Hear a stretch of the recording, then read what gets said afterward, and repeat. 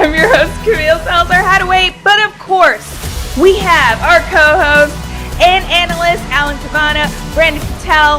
Welcome, you two. How are you doing? Are you happy to be in Kansas? Absolutely. There's no place like home with you guys on the countdown to green, so I'm happy we're here, happy we're going to Kansas tonight. It's going to be an awesome race. Yes, for sure. No place like home. I love that little pun there. Maybe some of the racers will be saying that today. I don't know if it'll go easy for all the racers tonight, but we will have to see. But first, let's take a look back at Dover.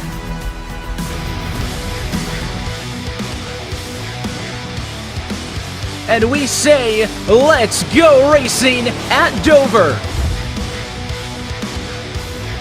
Our first caution flag of the evening, Evan, and I can look back here and see one destroyed race car.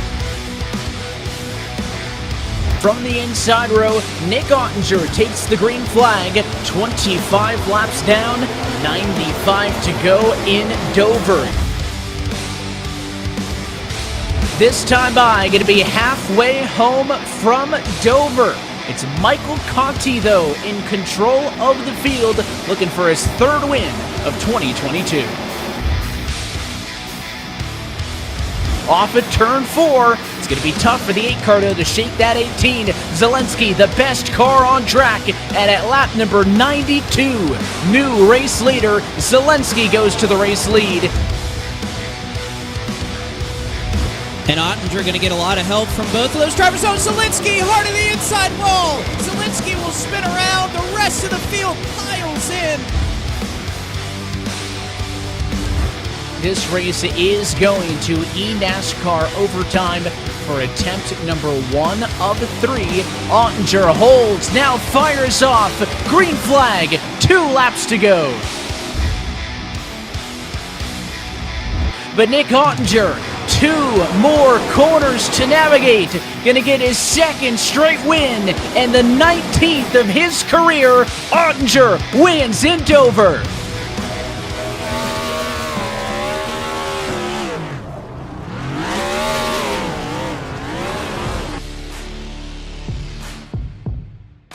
As well as that OT, Brandon, what were your thoughts overall on that race? Thanks, Camille.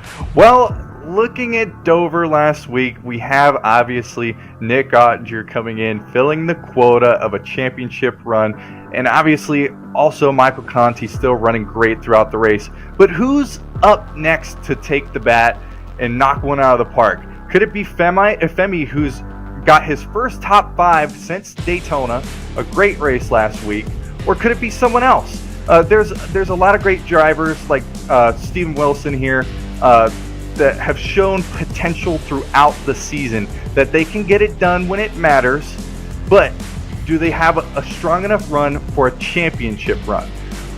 That is still the question that's got to be answered. Alan, what are your takeaways from Dover? Yeah, for me, it was just that the cream really starting to rise now, here in the series. What we saw are 8 of the top 10 finishers in the race are also in the top 10 in points. There are no off weeks. Drivers like Blake Reynolds you see there. There's no off weeks for any of these guys. If you are going to perform, you're going to be one of the best. You're going to have to do it every single week. Matt Busa, Corey Vincent, drivers like that. You have to perform, and it shows. Dover's finish just shows you got to come every week. If you're not amongst this group, you are falling behind, and you may be already in that must-win situation if you have any hopes of the playoffs, because all these guys are going to be here at the end of every single one of these races, and that's just the way. That's what Dover showed us. So it's going to be must-win for some of these drivers if you're not amongst that elite group up top. Yes, a lot of the drivers are gunning for those top spots, and if they don't put it on the line, it could be crucial to their standings in the series. Speaking of standings, let's take a look at points. Yeah, the point standings here. Let's circle this right here if we could. The 20th place position right now, Keegan Leahy. Who would have thought that we'd be talking about Keegan Leahy, our champion from 2021, in 20th place in the points right now? Obviously, we know how good Keegan is at building setups. He has just missed the mark so far this season. Sooner or later, we're going to see that 45 running up front. Other notes that we want to see here. Corey Vincent and Taylor Hurst, the Team Dillon cars, are running strong. We saw Corey Vincent, he's been running in the top 5 each week almost, it seems like. And we saw a great second place run last week at Dover. And that also brings us into the Rise cars with Jimmy Mullis and Zach Novak. They had another great run last week. They're pulling up. So a lot of stuff going on in the points right now. Pay attention to it, guys. Alan? Yeah, let's look at the team side of it, because if the drivers are doing good, you know the team side must be. Stuart Haas still in the lead, but look there in third, Team Dillon Esports. Brandon, you just shouted out their 2 drivers right there, top 10. That means the team overall going to be there in third right now. That's awesome. Not pictured on here, just outside of it. A good story, though. Rise Esports, they are now on the rise. They are just 3 points out of the top 10. And I've been saying it all year. It's 23-11's championship to lose, right, from last year? Well, look, it looks like they've got some punches in, right? And they're not knocked out yet, but they're falling down these standings. Something to think about as we go to Kansas tonight. It's surprising to see. You are jinxing them, Alan. I feel like, Alan, you put it out there. Hey, if Alan jinxed any teams... No. It's all just coincidence. Remember what happened when I picked Michael Conti to win? He had his worst finish of the year. So sorry, buddy. So maybe we shouldn't keep picking players and teams, or at least putting that out there. But you know who's definitely putting themselves out there and is straight off a couple top finishes? Nick Ottinger has just been killing it this year in the series, and we actually had a chance to catch up with him and talk about his 2020 championship and his recent wins. Y'all want to do the real thing? Yes, because I always joke with Williams like, hey man, if you need a breather for 1 week, I'll be on the phone, man. Just let me know. My name is Nick Ottinger. I'm from Claremont, North Carolina. I drive for William Byron Esports in the eNASCAR Coca-Cola iRacing series. My dad got me involved in sim racing. He was into NASCAR at the time, and I was still in the sports, football, baseball. I had some heart surgeries to where I had some downtime to kind of play some games since I wasn't involved in sports at the time because I couldn't be around other kids at the time too. So whenever I would do all the racing games, I would also go down to that Sunday when my dad would watch TV of the NASCAR Cup Series at the time. The work he would do, he'd be out a lot of times, so he'd try to find, being a baseball coach too, he spent a lot of time doing that. So it wasn't until I started to think about that to where I wanted to be in some form, racing. When it started to click was when I was with Cale Gale at the time, which at the time he was a NASCAR Craftsman Truck Series driver. So he had a really good involvement with his actual Gale Force suspension side of stuff, but also what he done for sim racing and then younger kids at the time. He would always try to mentor younger kids, and still to this day that's what him and his dad Bubba Gale do. So I think that was a real turning point for me to understand that I can be good at this if I put the effort in, because he was a proven leader at the time for Cale to kind of guide me to what we needed to do as far as team atmosphere and to build your character, what you want out of your teammates, but not to be too selfish in your attributes, to really, make sure you're there for your teammates and not just for yourself. William Byron, the driver for Hendrick Motorsports in the Cup Series, enters William Byron Esports in the championship this season. Being able to partner with William Byron, that was what I was more nervous about kind of going through the free agency period, because they had a very good understanding with what iRacing was for William. So they were trying to get invested in understanding what it took to sign a driver. So that was the whole process for me, was kind of explaining what I wanted out of a team, and then kind of understanding what William wanted out of his drivers and what he wanted to bring to the team. So it was a common ground to kind of push to having the same objectives, and that was to obviously go win a championship. Going into the the playoffs, it was just you put in probably maybe 2 times more effort in. I'd spend more time researching on what I could look on other drivers I was racing against and see what kind of weak points they would have. And going into Homestead, it was a learning curve because the first 3 or 4 races prior to that, we had cautions every single time within the last 20 laps, so we banked on it. And we were lucky in that case, to kind of come down and get tires. But again, you're still playing the cards that you're dealt and doing the best strategy you can, and that's something we prepared for. It's opened up for him, trying to close in side by side with Leahy. Here comes Nick Ottinger with fresh tires in turn 4. He'll slice to the inside, side by side for the championship lead. White flag. Let's see what Zelensky, if he has any counteract. Nothing. He just doesn't have the grip to fight off Nick Ottinger as he starts to get away from him. Been in this series for so many years. Right now, it's good enough for 4th on track. Shearburn going to be the first out of 4. He'll win the battle, but it is Nick Ottinger who wins the war. Nick Ottinger, the 2020 eNASCAR champion.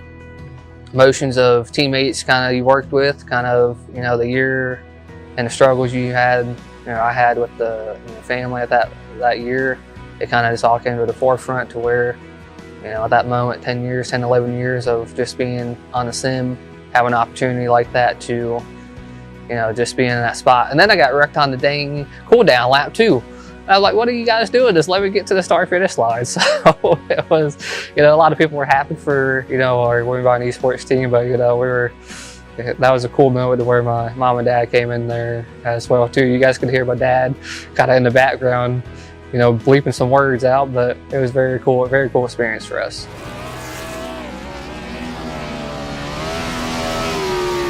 I'd wreck my grandma to win a championship for sure.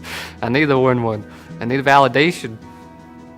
Personally, for myself is what I wanted, because 2013 left a sour taste in my mouth. That's the year that I remember, being competitive and really wanting a championship, and then to go basically 5, 6, 7 years in a row of not having an opportunity again, it was pretty difficult. So. And Nick Ottinger wins the inaugural eNASCAR dirt race at Bristol.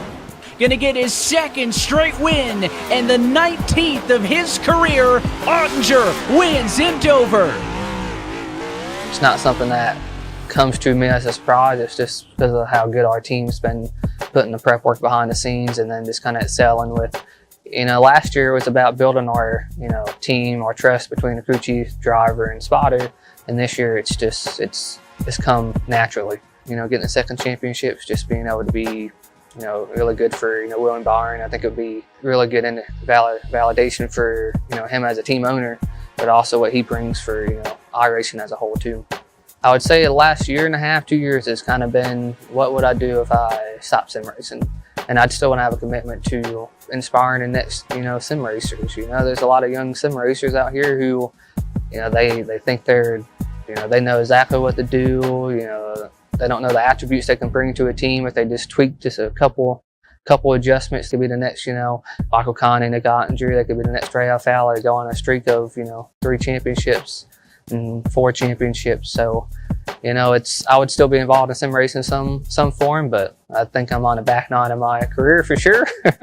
But, I still would be invested with, William and, what he does outside of sim racing. So we're pretty good acquaintances and friends towards, pushing each other. Even if it doesn't involve racing, we still push each other.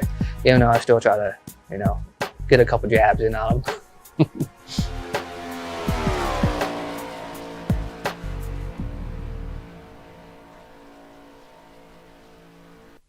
Nick Ottinger has a special place in my heart, that family moment. And I think Nick, while he was holding his sign, he might have dabbed at the beginning there. I love it. I love the trophies. I love the real world trophies. He had a Miles the Monster there, and I'm eternally jealous. Yeah, he gets to get another one of those too, just because of last week. Exactly. Yeah, he's stacking them up. Yeah, he is. But I know you're kind of stacking up the anxiousness. You're getting ready, Brandon, because it is your favorite segment where you get to rip into everybody. Yes. My favorite segment that our lovely producer, Drew Adamson, has let us bring back this year. Come on, man. Let's start it up with Daytona. Oh. Okay. Daytona, Briar LaPrade had a terrible wreck.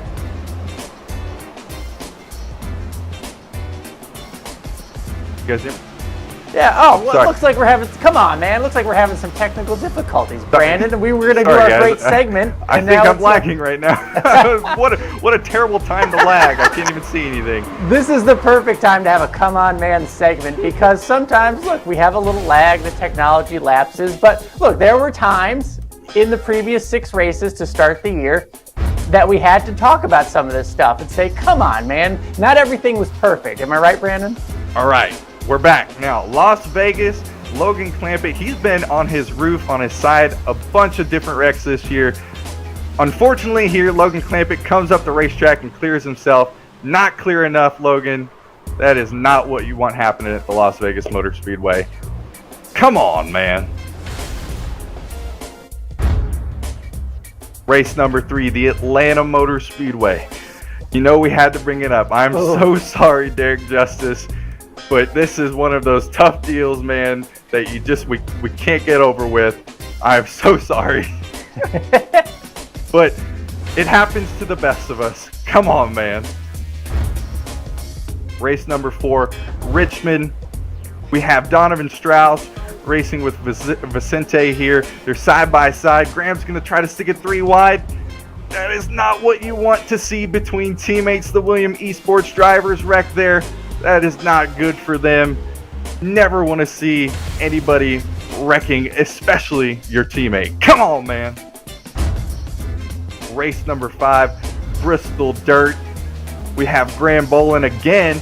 He's going to try to attempt a slide job on for the lead here on Garrett Maines. And he does a pretty good one until that moment there.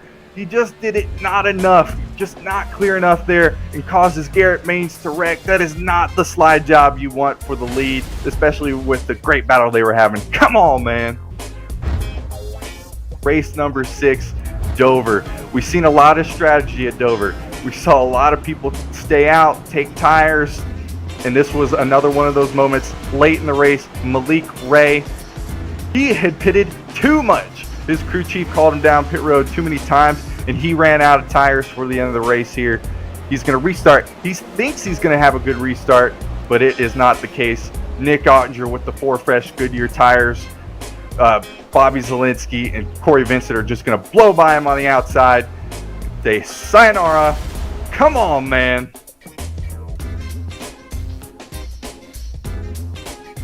Oh, man. Come on, man. And look, it happens to all of us, right? Production crew.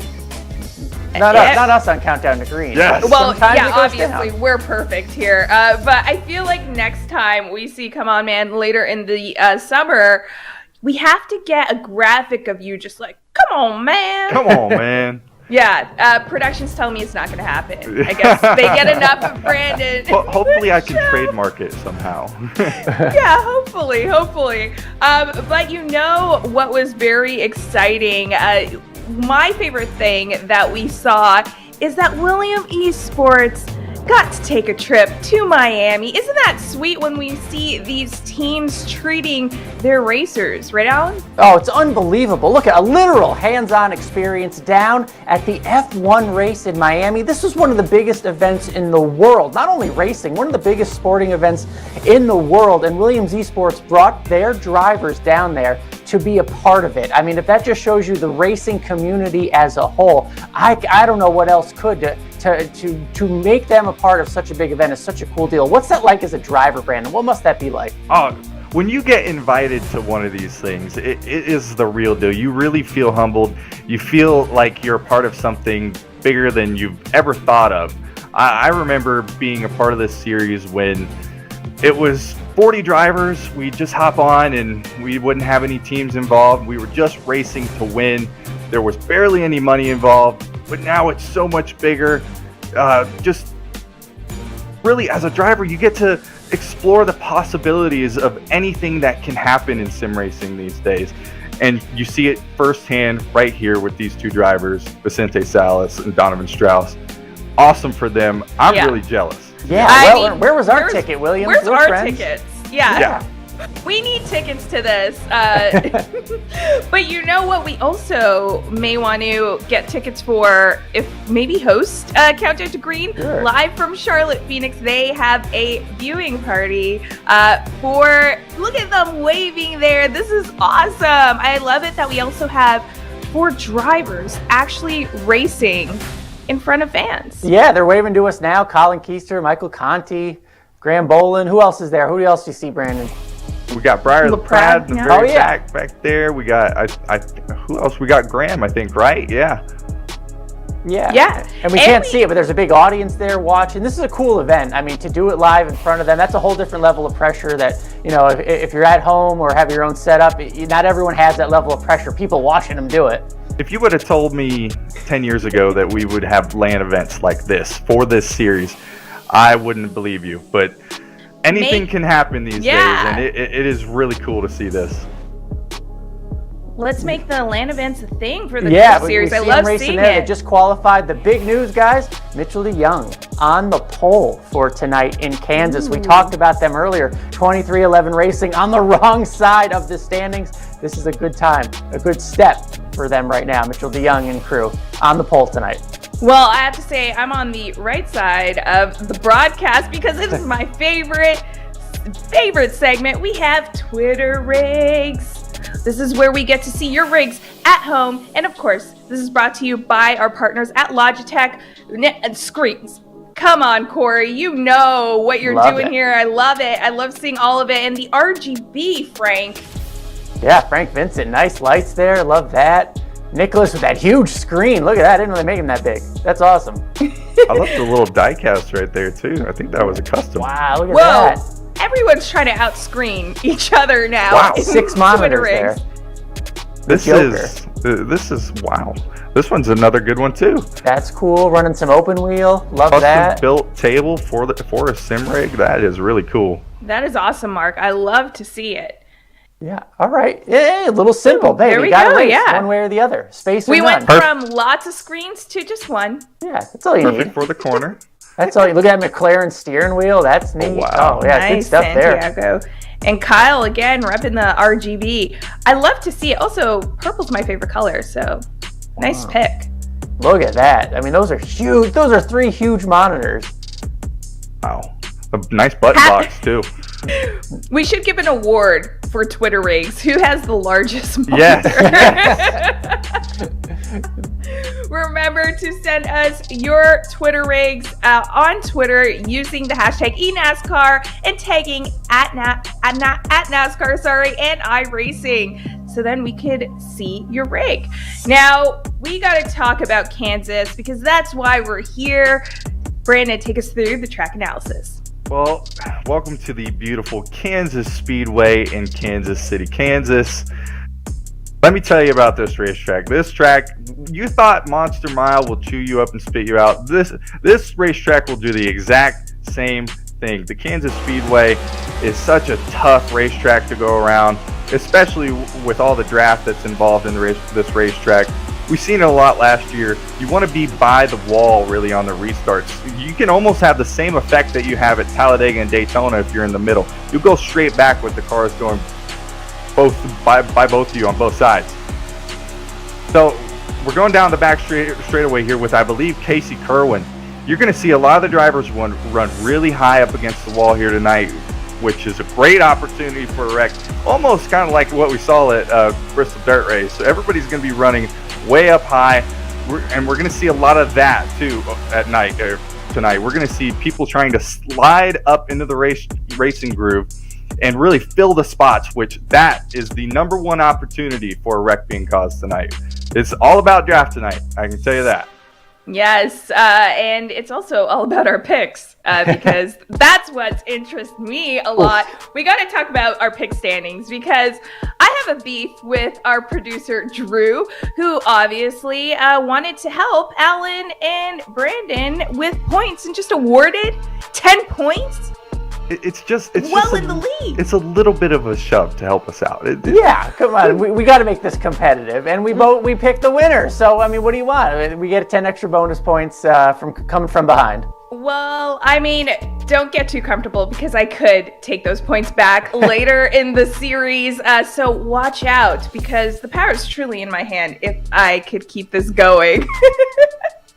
But let's talk about our picks for tonight, okay? I'm curious, Brandon, who do you got? Well, okay, so last year I'm thinking about one of the best races we've seen was a really big race that had a lot of draft involved, and that was Michigan. We saw Matt Busa go to victory lane in that race. I think we're going to see that type of racing tonight. So I'm thinking Matt Busa, he's running good in the points. He's going to go to victory lane tonight. All right. One for Good Matt. pick, not the right one. Now is my time to make up a lot of ground. I'm riding the hot hand. Why would I go away from Nick Ottinger? Look what he's done, winning the last 2 races. What do they call him, the Autoboss? I mean, come on. He's just going to keep going, just going to keep winning. We learned so much about him. How do you not root for the guy? Nick Ottinger is the pick and the winner tonight. You know, Alan, usually I don't agree with you, but I have to say Nick Ottinger No. as well. I'm going for the 3. Let's go. I mean, he's just sweeping these races, and I may be playing a little bit of defense. Yeah, that's so unfair. We're gonna change. I need more of these bonus points. I'm texting our producer right now. No bonus points. more bonus It looks points. like I'm going to be the only one gaining points tonight, so that's going to be great. Oh, well, you know what? We got to check in with the drivers who are getting ready. There we go. I love this look at everything that goes down right before the race. Oh, yeah. We know Mitchell DeYoung is on the pole. I think that's his teammate down there in the bottom left corner, Keegan Leahy, who needs a good run tonight. Got to get that win. Needs a good run to get back in these points, defend his championship, guys. Let's look at the left side of our screen. We cannot mention this right now. Colin Bowden, that perfect mullet. He's ready to race. Look at that face. In-race reporter, by the way. Ooh, I like that. I mean, He's good for a soundbite or two. good for a Probably a lot. And the mullet, you know, you gotta, I love that you had to call that out. I thought we were finished with Come On Man. Come on, man. Come on, man. But speaking of going on, well, don't go anywhere because we have more action coming straight to you, Alan, Brandon. It's always a pleasure. Be sure to stay tuned, everyone watching at home, because Blake, Evan, and James are up next right after this quick break.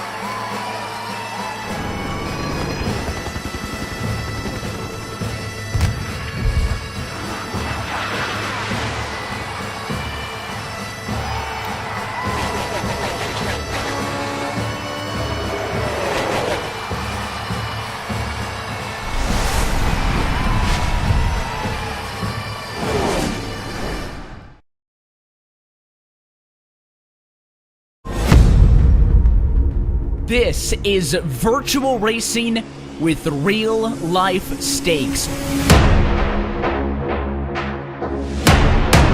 My expectation of making this championship for Ray Alfala, it's for sure a threat to the competition. My number one goal is to get back in victory lane.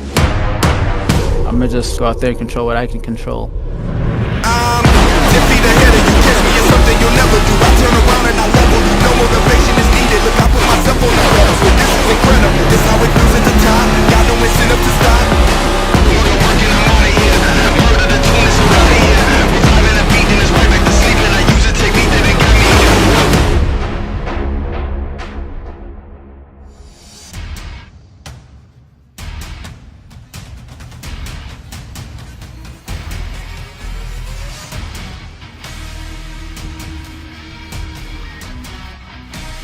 The road to $300,000 is ready for a high-speed drive through America's heartland. We're tonight from iRacing's virtual Kansas Speedway.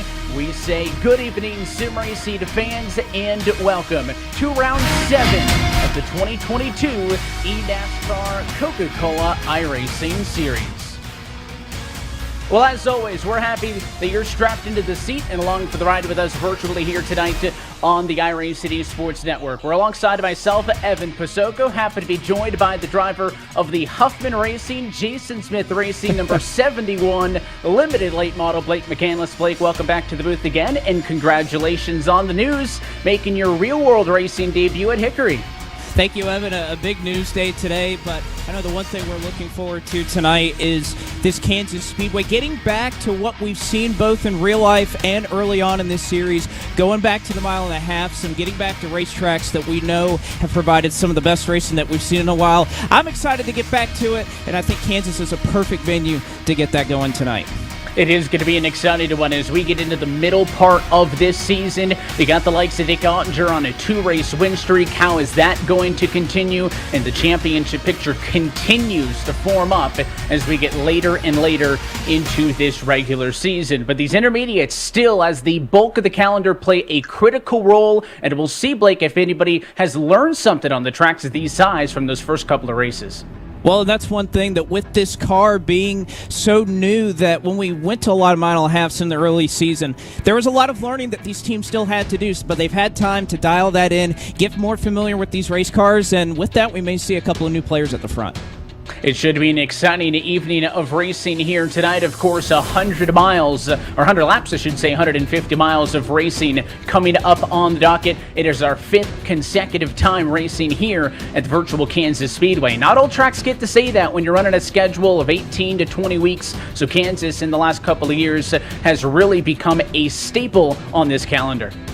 It has, and the one thing I love about this racetrack, Evan, is the ability for the groove to move around. I know the top side, if you love running the top, Kansas is a wonderful track to do it. I think the bottom's going to come into play as well. You're going to be able to go down there, save tires, run the top. I know last year we saw drivers really running everywhere. We got an entirely new package this year, an entirely new race car. We know how well it's raced at these mile and a halves, and again, I'm just ready to get after it. And there's a lot of previous race winners in the field here this afternoon, including the likes of Leahy, Novak, and Nick Ottinger. Let's go trackside for the most famous words in motorsports as we get set for round 7. On behalf of everyone at Kansas Speedway who worked so hard to put on great racing, drivers, start your engines!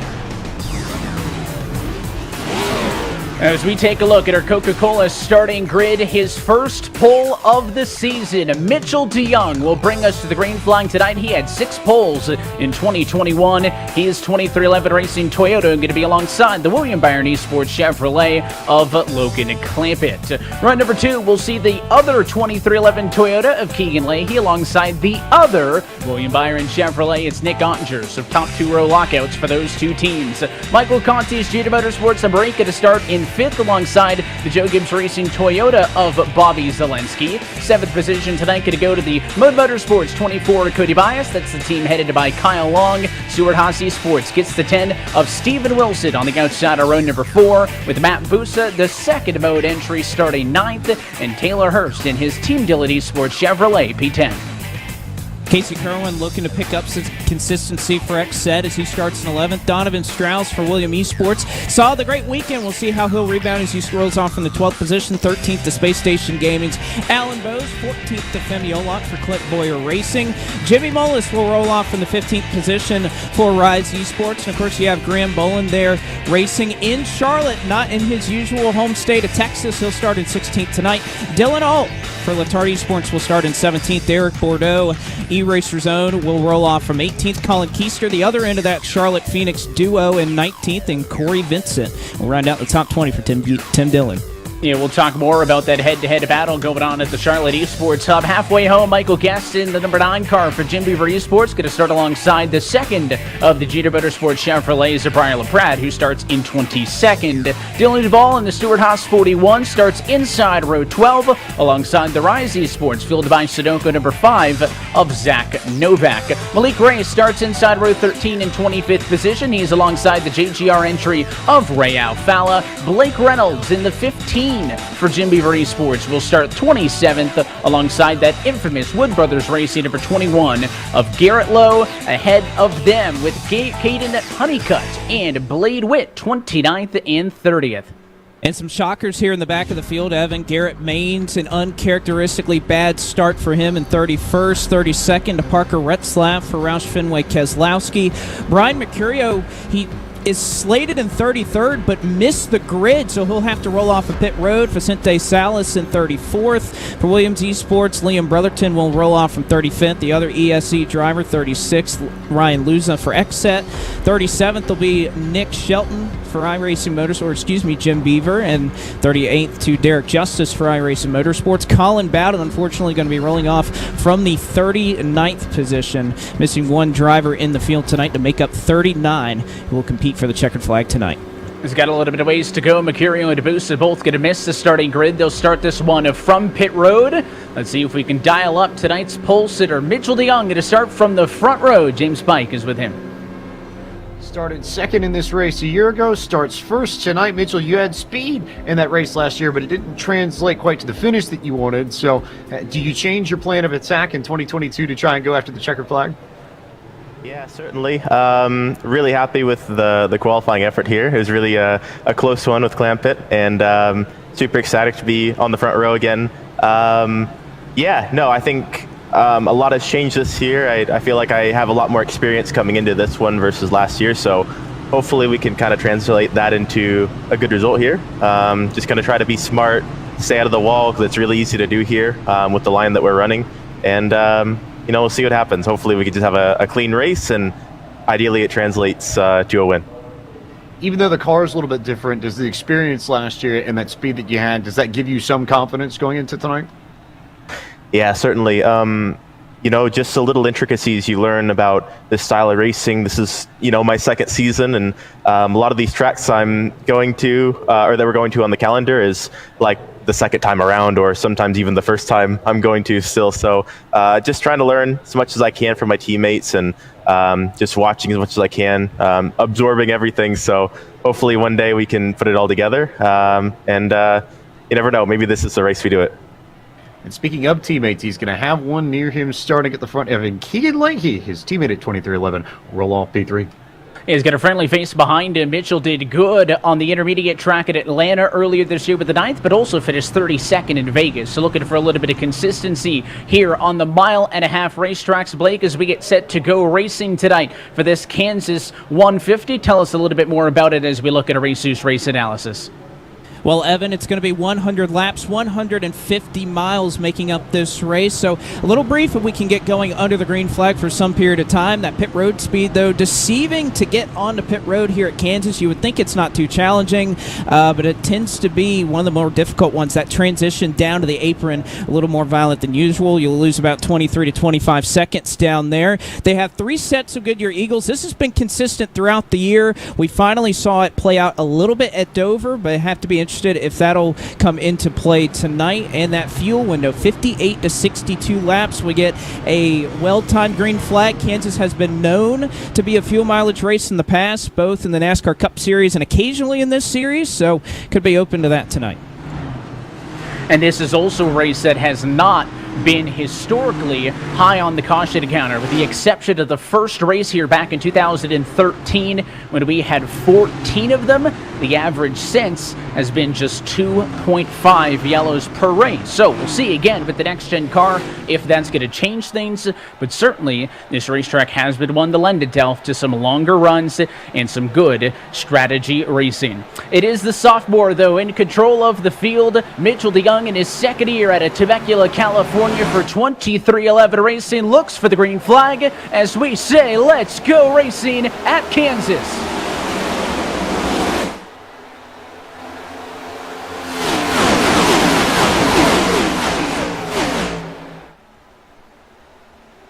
DeYoung with the advantage first time through 1 and 2, but side by side for second, and Clampett on the outside. Gonna shake off the challenge from DeYoung's teammate. Leahy stays in third. Ottinger looking down to the inside, 3 wide in battle for P3 and in the midfield. As they race off of turn number 4, DeYoung leads lap 1. And again, that's going to be right around Derek Cordova. That 3 wide is. They're 3 wide once again now for third. Conti all the way up on the outside. As you can see, a long line of cars already starting to form up in that top groove. You see a couple of stragglers, but it looks like early on, that extra banking, the progressive banking that we have here at Kansas, you're going to want to get on top of that and ride through to the top. And a long line of cars looking to do that. Keegan Leahy, though, looking for some clean air on the bottom, but a lot of cars looking to try to get to the top side. And it is a hot racetrack this afternoon. This racetrack opened it back in 2001. It was 15 degrees of banking, but when they revamped this place in 2012, it was up to the current format, progressively banked, 17 to 20 degrees, and that asphalt right now, 115 degrees Fahrenheit. So it is going to be hot and slick all afternoon here at Kansas, as you see your top 2 on the fence, third and fourth Leahy and Ottinger on the bottom, and then everybody from there on back, Conti and company outside that time through 3 and 4, as we take a look with Donovan Strauss. And Donovan Strauss kind of right in the middle of where you want to defend your position. If the top groove is going to be preferred here early on, that's basically where you're going to want to run. You don't necessarily want to be in that clean air, but you look behind you, you have Casey Kerwin breathing down your neck. You want to be able to hold that outside line. You see Bias there on the inside trying to make that inside work. And Evan, the top side's going to be preferred until someone scrapes it, gets stuck in it, and hits the wall. So that's one thing you always have to be alerted at Kansas. We can have a big wreck here because somebody gets stuck in the wall and you're going so fast you can't slow down for it. You can just see what's going on here, middle of the corner. That passing opportunities are going to be at a premium because a lot of the time you are at the will of the drivers around you. Looking up to the number 10 of Steven Wilson, up 5 spots early in this race. His Smithfield Ford Mustang started 8th. He's in 3rd. As we look off of the back of him at the side-by-side fight behind for 4th and 5th. Ottinger still battling with Leahy. That was a battle for 3rd. Now it's the battle for 4th, with Wilson leapfrogging the both of them. And a nice move there from Ottinger to try to get down to the bottom. He's going to be able to clear up to 4th, and an amazing season just continues there for Nick Ottinger. They're obviously behind Steven Wilson, who's having a heck of a run of his own. But again, time and time again with this next-gen car, the drivers who have it figured out, they're at the front. We talk about Logan Clampett's been up front a lot. Hasn't gotten good finishes with that, but has been running up front a lot. Nick Ottinger, Steven Wilson, well chronicled as well. Right on board here with Taylor Hurst, who's trying to make his way up into the top 10. Moved up a couple of spots since the drop of the green flag. And I want to mention for a moment, you talk about Logan Clampett, 4 finishes of 34th or worse in the 6 weeks so far. So that's something to keep in mind, is Taylor Hurst to try to make moves inside of the top 10. Has chosen the outside. It looks like it's going to give him the upper hand on both Cody Bias and now the 18 to Bobby Zelensky, the Interstate Batteries Toyota on the bottom. Not much to challenge there, about 3 to 4 miles an hour slower end of the straightaway without getting the run off those 20 degrees of banking, and that is going to allow Hurst to win out in the end. He takes sole possession of the battle for the number 7 spot. Back here in the midfield, though, the race for 22nd sees Ray Alfala and Michael Guest doing battle. Guest on the outside, Alfala on the bottom, and the midfield looks very different than the conglomerate up front. Really messy, too wide almost throughout this entire part of the field. Well, you know what this reminds me of, Evan? It reminds me of Daytona. We saw a very distinct high groove. We saw a very distinct low groove. But you didn't really have too many drivers going through the middle. Garrett Lowe is going to do that just now and be able to squeak on by there to try to get inside the top 20. But you're looking at drivers running right at that white line or going all the way to the top to try and avoid that side draft. That's about the only thing you're using to try and keep that bottom in play. You're not going to see too many drivers running in the middle. We've seen time and time again, you get a car on the left and right side of you, it's really hard to try and go forward. It is tricky, and somebody who's trying to make their way forward, Corey Vincent on the outside of the racetrack right now. Let's take a look with the Coca-Cola onboard camera.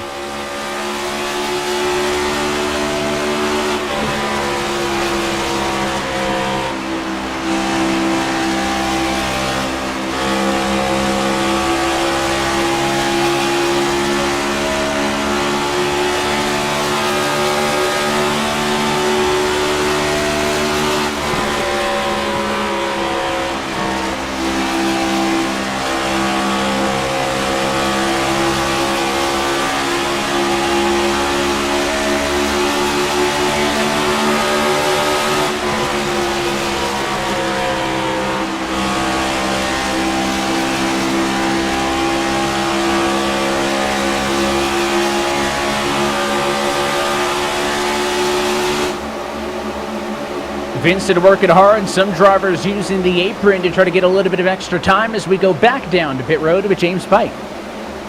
Blake, convenient that you were talking about the middle of the racetrack. A little note here from Jimmy Mullis, who said he was trying the middle a few laps ago because it's where he feels like his car is most comfortable in the corners, but he doesn't want to go down there immediately because it hasn't rubbered in yet. So I have a hunch he's not the only one waiting for a few more drivers to have to run that middle lane side by side. And I think once it gets a little bit more tire wear on it, we could see drivers open up that middle group. We may see a little bit of blue wide racing.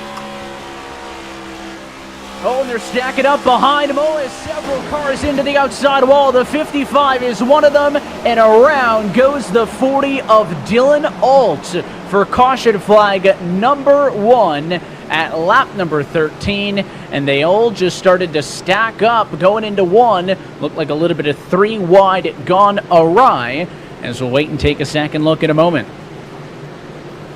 And yeah, we were just chronicling. I mean, we were about to come back and cover that battle right around Garrett Lowe as I think it was him, Alan Bowes, and even Dylan Duvall kind of funneling out 3 wide as they worked into turn number 1. And unfortunately, Bowes unable to save it. They get together, and again, a lot of cars will pile into this one.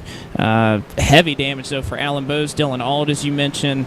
We'll get a look here at the replay in just a moment. A lot of drivers who kind of started around that 25th position.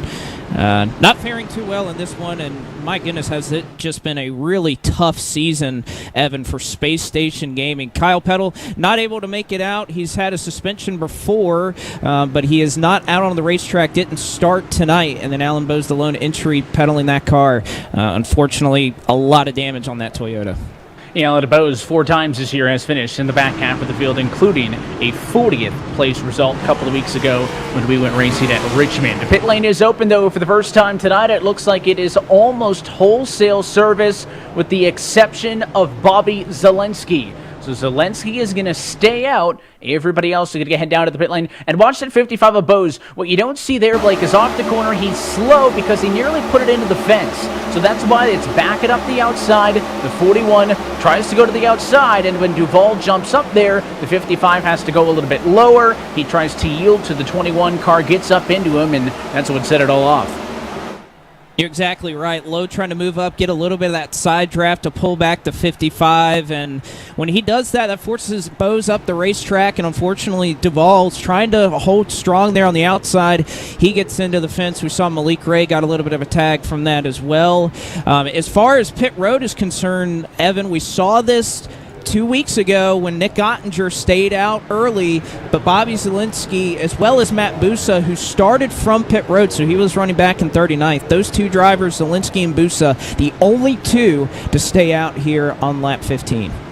And the service on the pit lane was not all equal. A mix of 2 and 4 tire stops. 2 tires for the first 4 cars off of pit road. Wilson, Leahy, Hurst, Bolin will come out 3, 4, 5, and 6. Mitchell DeYoung, the first driver on 4 fresh Goodyear Eagles, came down to the pit lane as the race leader. He'll end up at about 7th position as this thing cycles through.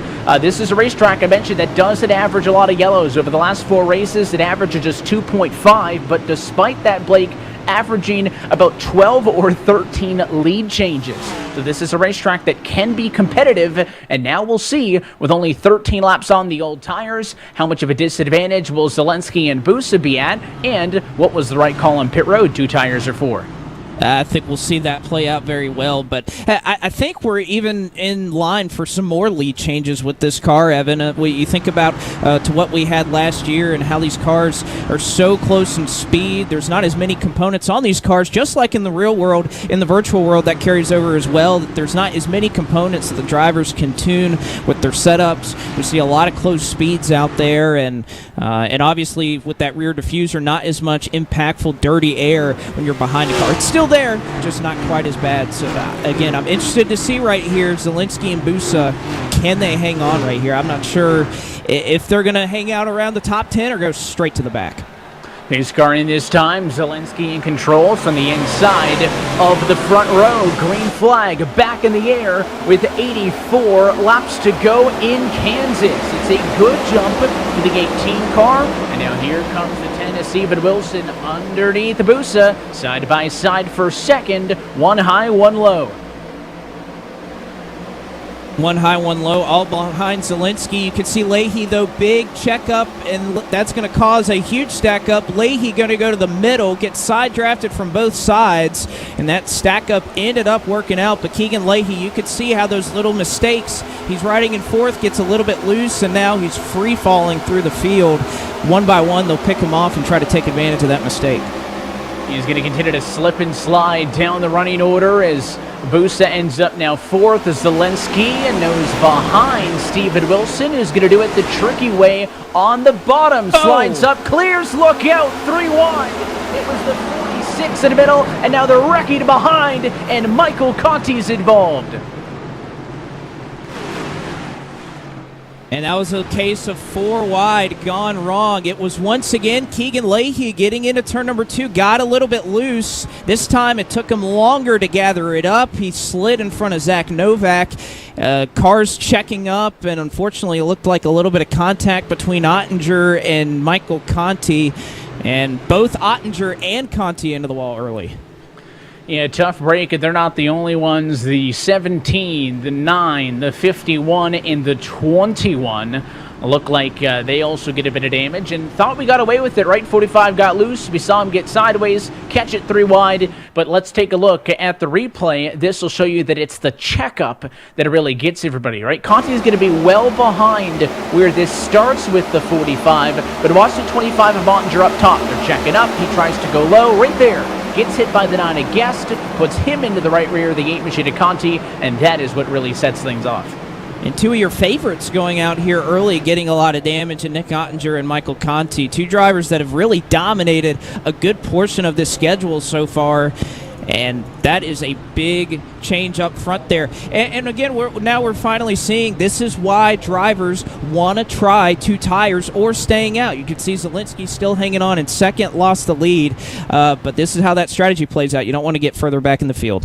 Yes, the big thing is you avoid the midfield. We talk about Nick Ottinger being involved in this incident, his hopes of going for the race win tonight. Blake take a big hit, but of course it was just 2 weeks ago at Dover in which he took home his 2nd consecutive race win of the season. Conti started the year strong, 2 wins in the first 4 weeks, but for Nick Ottinger, he was able to get his 2nd in a row in a tough battle at the Monster Mile.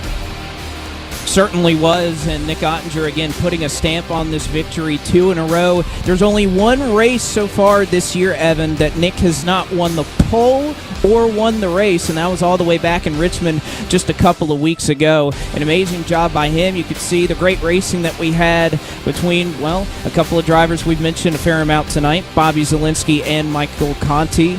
A little bit of pit strategy, though. That is where the race was won. Ottinger a little bit off cycle from everybody else. You can see Malik Ray up here who ran out of tires. We haven't often seen this in the eNASCAR Coca-Cola iRacing series, but it came to play for Ray, and obviously Ottinger was there to take advantage of it. Was able to lead a race high 56 laps in that one en route to the race win. As mentioned, that was his 2nd checkered flag of the season.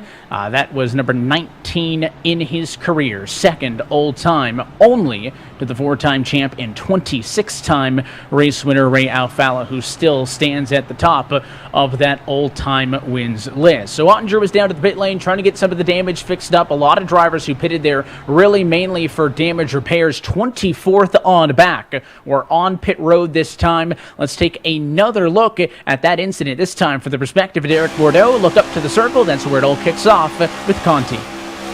You can see how difficult it is to see everything going on. You can see cars staggering, but you don't exactly want to lift. You don't know where they're going, and Bordeaux plays it smart, just goes right to the apron where, especially here at Kansas, there's not a lot of grass down there, so there is a lot of racetrack down there to go and miss a move. Bordeaux smartly goes down there, and he, along with a few others, are able to get by unscathed. So the Canadian is able to sneak through that one. His E-Racer entry survives. The driver in his 3rd season of eNASCAR Coca-Cola iRacing Series competition. Good to end up in the green. And of course, if you want to keep up to date with the latest news from the world of eNASCAR, then scan the QR code in the bottom right-hand corner of your screen to sign up today and keep up to date with iRacing, the official simulation partner of NASCAR. As the lights go out on top of the pace car, restart going to be coming up with 78 laps to go in this Kansas 150. Of course, intermediates taking center stage will be at Charlotte in a couple of weeks' time. If you want to keep up to date with things like that, the schedule, the standings, and even information on how you can become a driver in this series one day, you can find all of that at iRacing.com/eNASCAR. A lot to keep up with. Again, we really pick up here, particularly at the end of May. We have a couple of races coming up here. Obviously, Charlotte is right around the corner. We get Gateway, Evan. That's going to be a great race in St. Louis and an introductory track for the series, and one that I've wanted to see for a long, long time. I think these cars will race fantastic at that racetrack, and I think these Coke Series boys will do it right before we see it in the Cup Series just a couple days later. Yeah, a lot of real unique racetracks coming up. Gateway, Nashville, Road America, and more. You're not going to want to miss the summer stretch here in eNASCAR. Pace car off it in, though. Let's see what Steven Wilson can do as the control car this time. Green flag flies back underway. It's a good jump for the Smithfield Ford Mustang. He'll pull in front, and following him through the Charlotte Phoenix Toyota of Graham Bolin. Race high P2. And Graham Bolin, it's really impressive what he's been able to do here. Not only has he been so fast all season long, but racing in an entirely new environment, able to get up to second. But oh, hold that phone, Evan. 3 wide once again. They are racing hard around here, around that 5th spot. Clamp it stuck in the middle, and this is starting to look like Talladega, a little bit 3 wide for about 3 rows. And all of these drivers, a mix of 2 tires, a mix of 4. I will say DeYoung and Zelensky, both on 4, have been able to break away a little bit. They lead this group, but Zelensky bobbles that time through, and Mitchell DeYoung's able to hang on to the battle for 3rd on board with your race winner from the Daytona International Speedway earlier this year, Femi Olat, going to go underneath and through the middle to make the pass on Zelensky. And on the 97, so Bobby Z, who stayed out, did not take anything on the last trip down to the pit lane, really getting eaten up by this pack as the battle up front is seeing Wilson and Bolin pull away a little bit. Both those cars who took 2. Well, I'll tell you what, Graham Bolin has a very fast race car, being able to cut through, getting a little bit of dirty air from Steven Wilson, and yet he's able to pull right up to the back to him. Got to get a little bit of clean air there on the bottom and maintain there with Steven Wilson, but I tell you what, this number 10 of Storthaus Racing, which, by the way, Storthaus Racing leading the championship points for the team standings right now, and a large part of that right now, Evan, is because of the effort that number 10's put in. Yeah, it really is. And Wilson having an impressive run thus far, +7 positions. You're going to have to wonder, though, will DeYoung's 4 tires, will Kerwin's 4 tires, as they sit in 3rd and 4th position, is that going to start to come into play here as this run works on, as we are quarter distance tonight for the Kansas Speedway, and maybe not even that, but will the 48 machine of Bolin just be able to get Wilson in his own right? He is on the bumper of your race leader. Wilson going to go to the inside to protect. Bolin to the outside, going to try to wind it up on those 20 degrees of banking, and he'll get to the outside door of the 10 car side by side for the race lead. Bolin looking to clear now as they run off into 3 and 4, and I'm not sure how much of a defense Steven Wilson's going to be able to mount. He's got nothing, and Wilson to the top of the board with his first lap led at the end of lap 27. Tootin' Rose and 3 wide, a little bit further back though, Evan, as we see Graham Bolin change for the race lead. Zelensky still trying to hang on those old tires, and that has really stacked up that outside line. He's run high the entire time, and yet he continues to fall on back, so I think we've got the answer. You want those tires, and he's done a job of really stacking up this field back to the 15th position. Bordeaux going to be able to slide on through, but everybody trying to find out where they can go to get around him. Boy, that is close off of turn 4. Mullis a little bit patient there to go to the inside, and I think you're right. It was only a 13-lap green flag run to start this, but clearly tires was the decision, because Zelensky dropping like a rock is already outside of the top 23, and it is only going to continue to get worse for the Interstate Batteries number 18 Toyota. So as he falls back on the outside, you get all these guys in midfield here. Mullis, Honeycutt, Maines, Retzlaff, Corey Vincent just made a move on him. Colin Bowden going to be next on deck. Briar LaPrada, all these drivers, midfield, really taking advantage and working their way through. And again, even though Bobby was pretty consistent, held the outside, what him dropping through the pack did was kind of create that cluster back there of 3-Watt and company is back towards the front. You're looking at the two fastest cars on 4 fresh tires. Still the battle for third. DeYoung and Casey Kerwin both trying to chase down your top 2. And they'll work a little bit together to try to get up. And have to give a shout out right now to the biggest mover. How about Garrett Lowe, 28th to 9th in 30 laps? I mean, that is just remarkable what he's been able to do. We've had a number of movers throughout this field, but a lot of times, Evan, we've heard these drivers continue to talk about how important qualifying is to being able to have a good finish, and yet Lowe kind of proven tonight, if you miss the right wrecks, and of course you have a really fast race pace car, you're going to be able to get back to the front. So Garrett Lowe, great job getting into that top 9 as Kerwin and DeYoung try to work in tandem to catch your top 2, and boy, are they starting to pull in. It looks like DeYoung is committed to the outside, and I'll say, as you mentioned him, now 28th to 8th. Garrett Lowe picks up another spot. He is plus 20. That ties him with Vicente Salas for the biggest movers tonight. Vicente also plus 20, started 34th, now 13th, so plus 21 for Vicente as he continues to work his way through the field. I'll tell you what, a lot of radio chatter from the midfield on some frustrated drivers, James. A lot of chatter from Graham Boland's audio. He's got things set up since he's racing at the Carolina Esports Hub tonight. I dropped into his audio feed and heard a big loud cheer. You can see the setup on stage there on the right-hand portion of your screen, but massive, massive cheer from the crowd in Charlotte when he took the lead from Stephen Wilson. And I have to believe that could be something different because we don't really have that kind of audio. That's a new dynamic for these drivers. Rare is it that you get a chance to go race real life in person in front of other people. So who knows, that could spur him to victory. What I'll say as well, Blake, as the resident driver amongst us in the booth, how weird would that be for you, right? You're used to racing at home with your setup in your environment to be on a stage with a live audience, with music, with people cheering and making noise. Is that going to throw these guys off at all? I mean, how tricky is it for those guys to adjust to that and race normally? It really throws you off, Evan. I know I was able to attend the Monday Night Racing Championship, which was done in the Esports Hub in front of a big crowd. And I'll tell you what, having that crowd noise there is something that everybody there was shocked by. I know Anthony Alfredo, Landon Huffman, drivers who race in the real world that I got to talk to, that said even for them as real race car drivers, being able to hear that crowd noise, you can hear it a little bit if you're at a race car with a really rowdy crowd, but to have it that close, that personal, you can even see the faces of those people that are sitting in the crowd. So an entirely new dynamic, and again, to step out of your comfort zone to a wheel, to a pedal set, I don't know, air conditioning, whatever you usually have, you don't have that. So for Boland to be out here in the lead, just so impressive for him to be able to do this at the top level of competition. Well, and certainly the partners with the Charlotte Phoenix there with Next Level Racing as well, helping them get their sim rigs set up. I'll tell you what, a little bit earlier tonight, he really got things underway for us. We're going to bring him back into tonight's conversation. Patrick Warren, who is the president here at Kansas Speedway. Patrick, appreciate your time. Just want to ask you, having the opportunity to check out this virtual race here at Kansas, what does it mean to you in the facility to have your track living in iRacing? Well, I mean, one of the great things about having the digital environment for the track is that it's two things, really. One, it allows people to experience what it's like to drive on the track, which the vast majority of people will never get to do.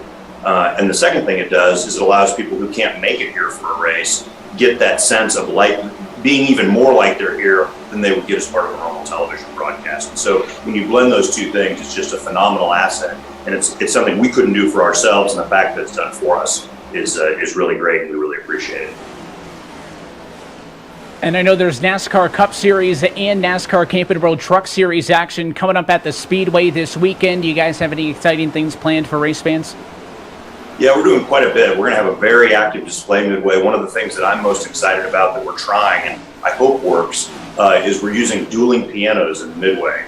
And so you've seen that probably on the Las Vegas Strip, or some people may have seen it. But we're going to try that in our midway. And then we're doing sort of a nod to the Darlington Throwback Weekend. Our pre-race concert is going to be by a cover band named Summer Breeze, which if anybody's a yacht rock fan on Sirius XM, that's the genre of music they play. So it's a little bit half-hearted, but we're really excited about it. It's music I happen to like and listen to when I'm not in the mood to listen to other things. So excited about it. We'll let you get back to enjoying the coverage and getting ready for this weekend's race as we are under the caution flag here at virtual Kansas Speedway. You saw it there on eNASCAR side-by-side. Ray Alfala turned around, second yellow of the afternoon. We'll take an opportunity to step aside. It's Graham Bolin in the lead for the virtual Kansas Speedway. You're watching the eNASCAR Coca-Cola iRacing Series.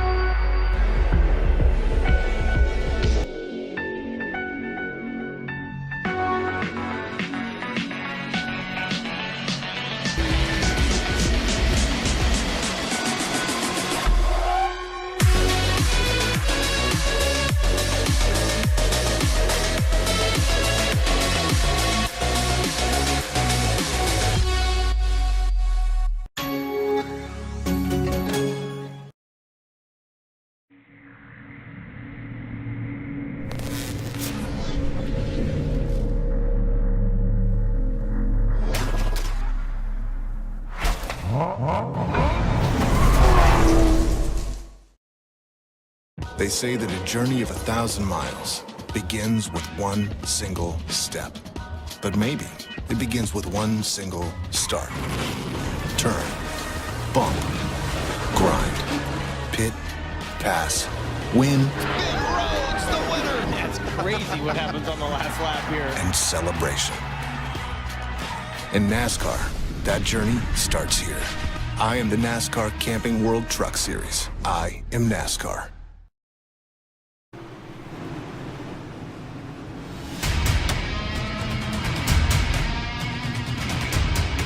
And back live from iRacing's virtual Kansas Speedway coverage of tonight's race, brought to you by Coca-Cola, the official fan refreshment of eNASCAR. By Asus, the official PC and monitor of eNASCAR. And by Logitech G. Through design, engineering, and a love of driving games, Logitech G takes racing simulation to another level. Logitech G, the official wheel and pedal set of the eNASCAR Coca-Cola iRacing Series. Closed it in on a halfway home in this Kansas 150. Blake, under our second yellow flag of the afternoon. Well, and Evan, we have seen so many drivers, especially off of turn 2. You talk about, a lot of drivers talk about this car being on a razor's edge of control. You're going to see that here for Ray Alfala. A number of drivers I'm looking at, we saw this last night in the test races, really, really loose. You can see Alfala chases the car virtually the entire corner and just is never able to gather it up. Amazing job there by Derek Justice not to run into the back of him as he was trying to collect it up. And honestly, even for Alfala, as bad as that could have been, I think just a little scrape on the wall with these composite bodies not going to hurt that 451 too much. So a tough job there, but I think Alfala's got his hands full in that VRS Toyota tonight.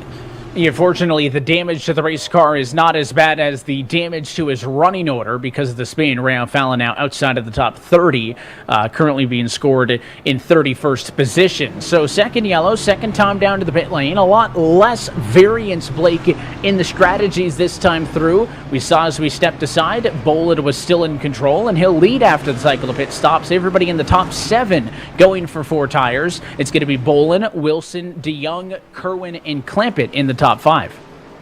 They're going to be up there, Evan, and what were we talking about in our Asus race analysis? Potential fuel strategy. This is going to put these guys right at the fuel window, so I think they'll be able to make it, but you never know here at Kansas, especially with them running the high side. We'll see how many drivers maybe try to run the shorter line, lift a little bit more to go on the bottom, so that could come into play as well. Also of note, Dylan Alt, as soon as that caution came out, separate incident from the Alfala spin, he lost the motor on his number 40 machine, and he's going to go to the garage. He is out of the race, so Dylan Alt out of this one as well.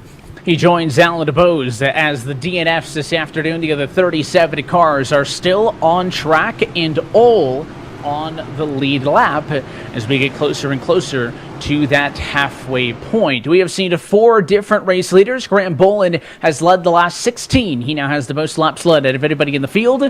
Try to keep those tires clean. Let's see what that 48 Toyota can do as the watch party at the Charlotte Esports Hub watches on. Pace car off. He goes early. And Boland with a great launch off at turn 4. Defends the race lead. Wilson to stay P2. They'll fight for third on back. Kerwin going to go to the outside. DeYoung will be stuck on the inside. And these first few corners where you're not up to full song, that's kind of where that bottom can work. You see DeYoung able to do just that, get a better run off. But, oh, boy, Kerwin lifted for him. And Casey let him know that he lifted for him right there as he let him back up in the line. Yeah, he did not appreciate that one, and if it was later in this race, that could have been a wad into turn number 3, but instead, cuts him a break. DeYoung gets third. Kerwin stays P4 for the time being, as now the 95 wanting more. He'll go down to the inside. You'll see this early in a run off a restart. Driver's trying to go low. He's going to look for a hole. Boland, though, big slide off of turn number 2, and here comes the 10 car on the inside. Steven Wilson trying to take advantage of that mistake on the bottom. Was going to go back to the race lead, clearing the 48. Well, and Blake Reynolds had himself a moment off at turn number 2, right behind, you guessed it, Keegan Leahy got loose in front of him. Reynolds chased it all the way down to the apron.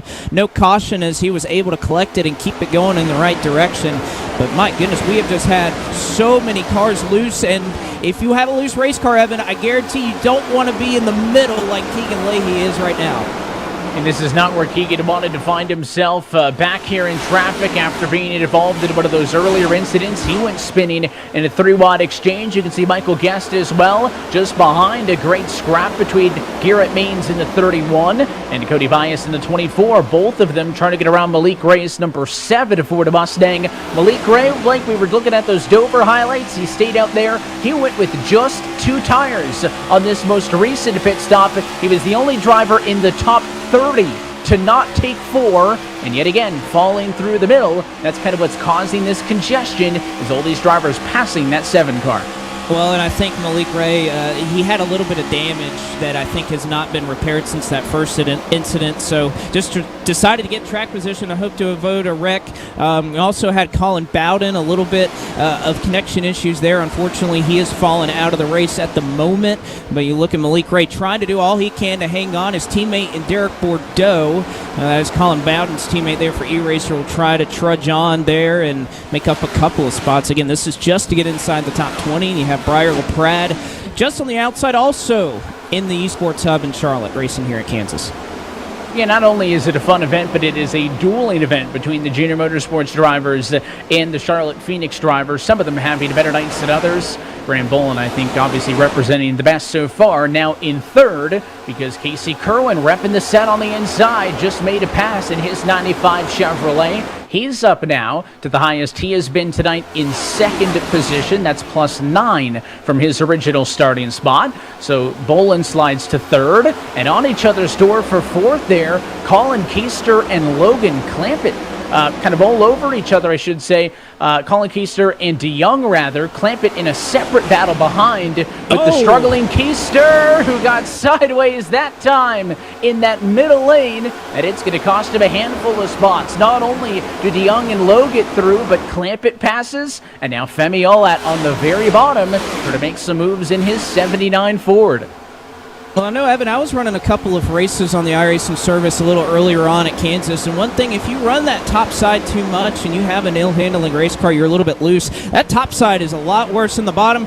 Keegan in the wall, we know how much he's been struggling so far tonight. He has a loose race car, and he just cannot get it to work. And the more you run that top lane, you heat up that right rear tire, everybody knows once you lose it, it's gone, and you just keep getting worse and worse. Unfortunately, Keister and them doing that, but also Casey Kerwin right on the back bumper of Steven Wilson, almost took the race lead out of four. It was a pretty hard hit, by the way, for Keegan Leahy. He got into the fence off of turn number 4 when he was running in 18th position. He is now scored in 29, so it is a significant impact for Keegan Leahy. We're going to keep the live look on the left-hand side of your screen, but take a look right-hand for the replay of Leahy's contact. The 6 Retzlaff underneath. Right there, just got the last foot of the safer barrier, and I'm sure all those drivers around him, LaPrade included, thankful that that car went back up to the wall instead of down in front of traffic. It's going to give more damage to Leahy, but I'm sure the field appreciates Keegan trying to keep that race car out of the way, and his tough night gets that much more painful as the battle for 17th position is pretty crazy. Midfield, keep in mind, you see your top 3 pinned on the top of your screen: Wilson, Kerwin, Bolin. Fastest car last lap of those 3, Casey Kerwin, the 95, is making a real run at the race lead. And I tell you what, I think back to that moment we had just a couple of laps ago, and it really speaks to the racecraft that Casey Kerwin has. He could have held it in the gas and had Mitchell DeYoung cut him off, cause a bit of wreck. We've seen it time and time again in this series. I mean, so many times. We've had a lot of races with a lot of cautions, but Kerwin lifts, knows that he has a good race car, is going to live to fight another day, and that's something that he carries with him, not just on the oval side of the service, but everything he does. He is elite in all that he does, as we see 3 wide between RFK and the Rise Esports there. Through 3 and 4, I mean, we can't keep up with all this action. They are just racing everywhere. I love these cars at the mile and a half, so they just put on a heck of a show. It is impressive stuff and challenging stuff, I should say, with these next-gen cars that makes these battles pretty exciting. Logan Clampett, somebody else who's trying to get back up to where he started P2, rides P6 right now. Let's watch it from his perspective with the Logitech G onboard camera.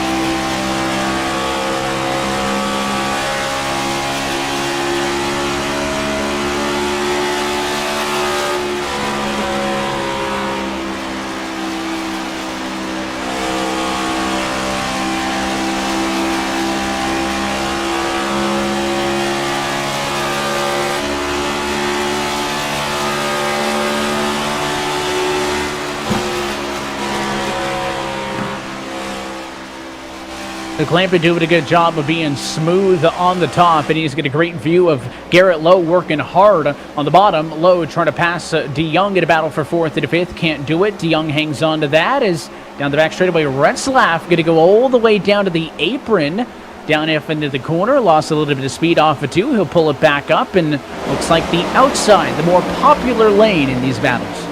Evan, sometimes team cars do the same things, and right now those RFK race cars are on edge, uncontrollable. Retzlaff nearly lost it there on the back straightaway. Caden Honeycutt, who, by the way, give a shout-out to him. We didn't race at a Speedway this past weekend, but he won practice for the car store, so give him a nice little shout-out there. But just a couple laps ago, he had the same issue. So we're seeing this a lot. These teams that have formed and drivers who work together, communicate a lot. We're starting to see a lot of those alliances, a lot of those teams. If they're tight, they're all tight. If they're loose, they are very loose tonight. And I mentioned those really hot track conditions. It's not that hot, generally speaking, right? It's only 77 degrees in the sim, about 110 trackside. Could that be the teams guesstimated on what the temps are going to be like with this realistic weather and just missing? I mean, were they hoping for cooler conditions, or is that just how the race car is designed as we see the Williams Esports duo do battle? Well, as the Williams Esports, again, we have seen them a number of times get into each other, so we'll hope that they can get it figured out. Again, they met each other in Miami this weekend, so yeah, there better be no beef left. Yes. Well, you tend to race a lot cleaner with somebody after you meet them in person. I will say that. But you talk about the weather, Evan. It's just like a regular forecast. iRacing will give the drivers a guesstimate, not the exact weather for the session or what it's going to be tonight, but a rough estimate of what it'll be, and that's what they'll base their practice off of, and there's a certain amount of variance where that weather can be, and, I mean, that's just like a real broadcast. Or real forecast, I guess I should say. You have the interesting whether you can get it close, how close you can get it. These teams are able to finite tune it to where they want to be. Well, of course, referencing the contact that those guys had a couple of weeks ago, I think the big story is Donovan Strauss and Vicente Salas both got to go and check out the Miami Grand Prix this past weekend at the Miami International Autodrome. Of course, Williams Esports, Williams Racing. They got to hang out in the garage, get a behind-the-scenes look at the first of 2 Formula One races on American soil this year. I'll tell you what, Blake, jealous of that connection, right? We've talked about the Junior Motorsports guys, their connections, how involved Dale is on the teams. We've seen Rise Esports and their partnership with Ridgewood Raceway bring their guys out to the track. This may top it. I know we've seen some people in cars, but I think F1 paddock access has got to be up there. So super cool opportunity for those Williams cars, and they're both having a really good run so far, running in 8th and 9th position. So maybe they got to do that more often. Well, it's so cool to see the opportunities that these drivers are able to get with their race teams. Every single one's different, so being able to work with a Formula One team is a lot different. But here off of 2, Evan, RFK still remarkably loose. Parker Retzlaff, you can see him chasing the car all the way down to the apron, and golly, he got the nose pointed to the right side. It is so hard to save these race cars. He did a phenomenal job, and heck, Evan, I'll be honest, as the resident driver in the booth, I would have thought about going on the track, spinning it out, and bringing out a caution, but Retzlaff didn't do that, was able to hold on, and again, that car is evil right now, that number 6. Yeah, it has not been kind to him tonight. As mentioned, started this race way back there in 32nd. He has fallen down way back there to 34th position, I should say, to a tough spot for him. As we keep an eye on the battle for the race lead, you haven't missed much. Stephen Wilson still leading Casey Kerwin by about 2 car lengths and change. That's been about the gap for the last 10 to 15 laps or so. Kerwin running out of time, though. 35 laps to go next time by, James. You have lots of intense focus amongst our top 3 drivers. Stephen Wilson has not said anything on the radio. He's full focus, full concentration. There's been a little bit of chatter from Casey Kerwin, but it's largely the same story over there. He's fighting a loose race car on corner exit. Graham Boland said, maybe the car will come back to me, but I'm dying. So he's not happy with the way his car is handling. And even though these 3 are in good track position, it sounds like not really anybody's happy with the way these cars are handling, especially now that we're 25 laps into this green flag run. But nobody happy as we get deeper and deeper into this run. 25 laps since we last pitted. 35 laps to go in this race as we'll take our next look on the board with Derek Bordeaux back in traffic in 19th position. And check out this mess that he's in. That's Taylor Hurst on the bumper. That's Michael Guest in front of them. What we don't see is the 4 or 5 cars on the bottom. There they are as they push up and squeeze the outside line on corner exit. Well, and again, you got to remember that 17 car right there for RFK, a little bit loose on the bottom, and my gosh, isn't that a gorgeous paint scheme on that number 17. But Bordeaux, this is what it's like back in traffic here. You hardly know where to go. You try to hope that your lane goes through. He's going to be able to side draft the 17. He's going to be pulled back. He's 3 wide. Zelensky all the way on the bottom. Again, this is just what it's like back in traffic. You have to race so hard for every single spot. And my goodness, you see all that going on in front of you. That's tough to deal with. We were talking pre-race about how good that Castrol 17 Ford Acadian Honeycutt looks, and he is the sandwich right now with Zelensky on the bottom and the Hurst/Bordeaux duo up top. But Hurst, all kinds of out of control, just got a little bit of the fence. What a recovery, though, by the 33 machine. And again, the handling struggles continue throughout the field. Good piece of driving by Taylor Hurst to keep the SCW car on track. Now he'll slice over the nose of the 41 machine behind and stay ahead of some of the traffic in the midfield. And I'll tell you one car, I'm looking at a number of these racers, Evan. We see everybody really starting to get loose as we get later on in this run. You know who isn't? Garrett Lowe, who has marched his way up into the top 5 already, past Mitchell DeYoung a couple of laps ago, was about to battle with Graham Boland for 3rd. One of the fastest cars on the racetrack right now. So as much as we've talked about Wilson, Kerwin, and Boland, Lowe has made up the ground, raced through traffic, started in the back. He's got a little bit of damage, and he's right here in 4th. So I know we mentioned him a little earlier on, but Lowe doing an incredible job. As you see Hurst a little bit sideways right there through turn 2. Again, fighting the ill-handling race car, but Garrett Lowe can go just about anywhere he wants to. You can see him right there on the bottom. And that's even with a little bit of back-end damage on that car. Lowe has damage to the bumper, not hurting the driver at Gastonia, North Carolina all that bad, plus 24 spots. Again, he and Salas, the big movers all night. He's plus 24, Salas plus 27. Some of the most impressive drivers, and he doesn't look too stressed at all. He looks like he's enjoying his race car. If it's handling good, maybe he's in the minority of the drivers so far, because again, most people have only been complaining about what they've been getting out of their race cars so far this afternoon. But what he's doing right now is trying to work over Graham Boland, who again, after leading 18 laps in this race, has fallen back and kind of settled into this number 3 spot. You know, I got to say, Evan, really good posture for Garrett right there on that shot. Really nice. I know some drivers kind of hunch over. I know I have terrible posture when I race, but, you know, that's not hurting the old spine right there from Garrett Lowe. It's good for him, and this will make him sit up straight. Caution flag with 29 laps to go. And just when we thought that fuel question was going to play itself out, it is a Williams number 20 of Donovan Strauss, who is slow. And we'll take a look to see what happened in just a moment, because up front, as we step aside, Steven Wilson is looking for his 2nd win of the season. You're watching round 7 of the 2022 eNASCAR Coca-Cola iRacing Series.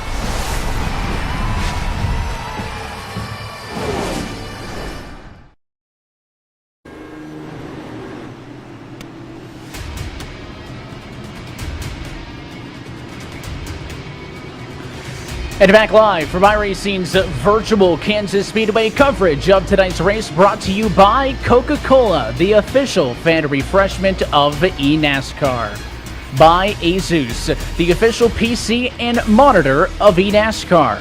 And by Logitech G. Through design, engineering, and a love of driving games, Logitech G takes racing simulation to another level. Logitech G, the official wheel and pedal set of the eNASCAR Coca-Cola iRacing Series. Well, we have some strategy late in this race from Kansas. It all kicked off with that spin from the 20 car, and we have a split call on pit road. We'll talk that pit strategy in a moment. First, Blake, we look at the incident. We're going to see it right here. Donovan Strauss at the top of turn number 2, and you can see Keister in front of him just get a little bit sideways. Strauss will check up for it, looks to go low.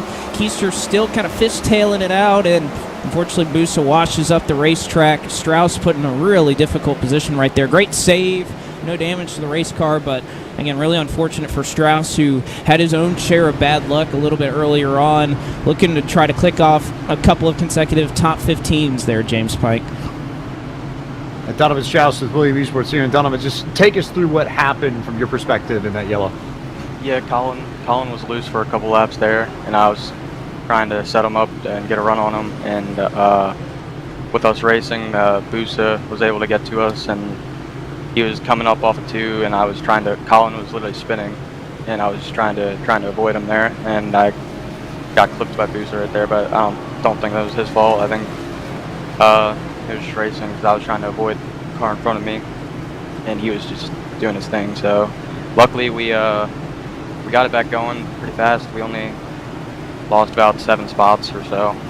Some people are on 2 here, so maybe a little less than that. But got a good car all night. Surprisingly, I didn't think we were going to be good, but we ran in the top 10 all night. So hopefully we got 25 to go, so I'm back up there.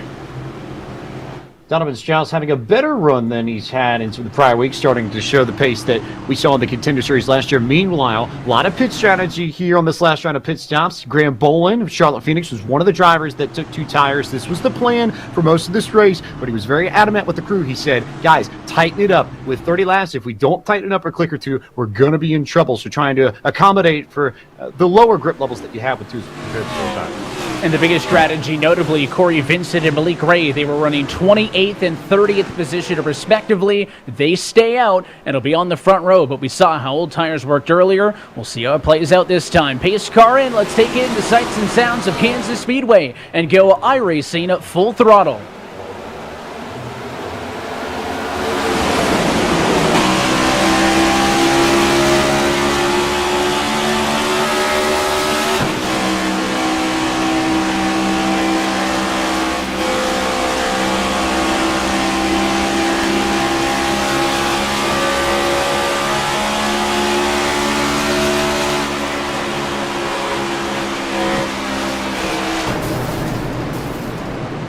Big incident. The 97 is at the center of it all. Logan Clampett involved, and not only did he get a big piece of that one, but it sounds like he collected his teammate Nick Ottinger also, who would have been involved in an incident earlier in this race. And this is going to come down to a little bit of 3 wide driver squeezing and going up the racetrack, Blake. But I'll be blunt with you on this one. None of this discombobulation happens if you don't have Malik Ray staying out there on old tires at about 2 seconds slower a lap. Well, you see that, and obviously Ray a little bit slower, but this is what he's kind of trying to avoid, and I'm not going to put this all on him. This really started a little bit in front of where he was running.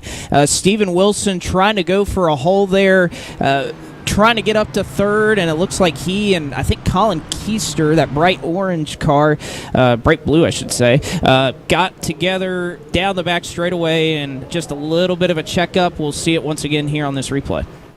Yeah, you're going to see they're going to go from 2 wide to 3 wide. It's all because they're avoiding the 7. So that when you come off of the corner, the 10 doesn't go all the way to the outside, and the 43 assumes he's going to. So that's the 43 car right there of Colin Keister, assuming the 10's going to return to his position. But as you mentioned, the 10 had a little bit of a run, and instead of clearing the 7 and pulling up in line, he holds his ground to try to go to the middle. Unfortunately, 43 is coming up to blend back up into the normal racing line. They touch. 10 car gets into the wall but survives. The first car to spin in the end ends up being Logan Clampett. Clampett then the one who goes around, and that is where it all kicks off. And as mentioned, Ottinger already had a rough enough night, but he's involved in another incident. And if this ends up being a poor result for Clampett, Blake, with heavy damage, I already mentioned earlier tonight that he has 4 finishes in 6 weeks of 34th or worse. Could be another one of those for that team.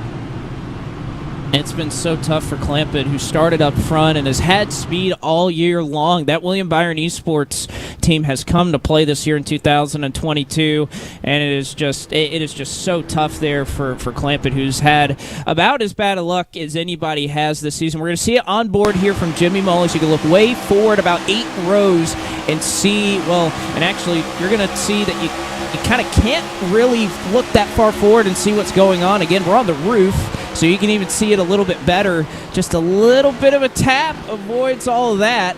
And, oh, man, Zielinski, hard hit right behind him as they were side by side. Unfortunately, Zielinski gets caught up in that. Yeah, tough break. It takes a couple of more drivers out of this race. Obviously, Malik Ray's 7 on the old tires fell back. He has now decided to pit, so he'll be in 29th position. The other driver who stayed out, Corey Vincent, still in 2nd. Going to be doing his best in the Coca-Cola Chevrolet to hang on to that track position, James.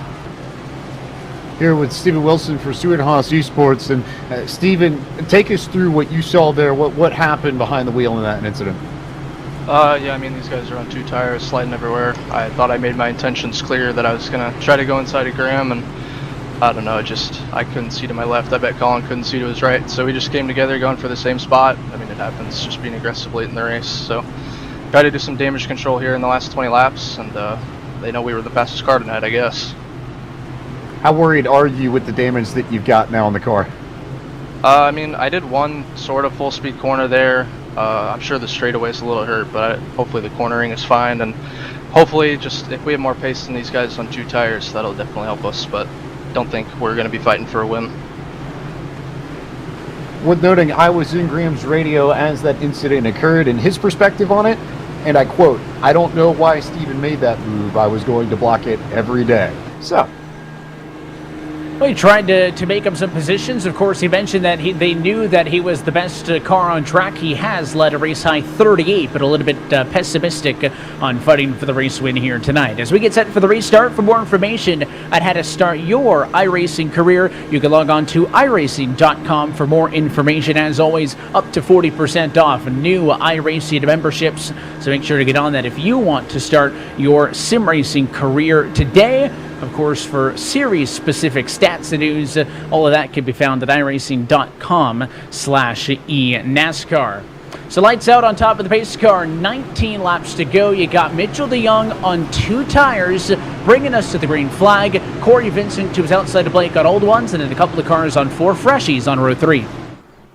Oh boy, this is going to get really intense. I think we're going to see a lot more piling in. So many different strategies. You have the Charlotte Phoenix bunch who are watching live. They're right in row 2. How do they get around? This is going to be interesting. They're going to be on that second row, but all eyes on Mitchell DeYoung, who's able to break 3 as the control car. Green flag back in the air.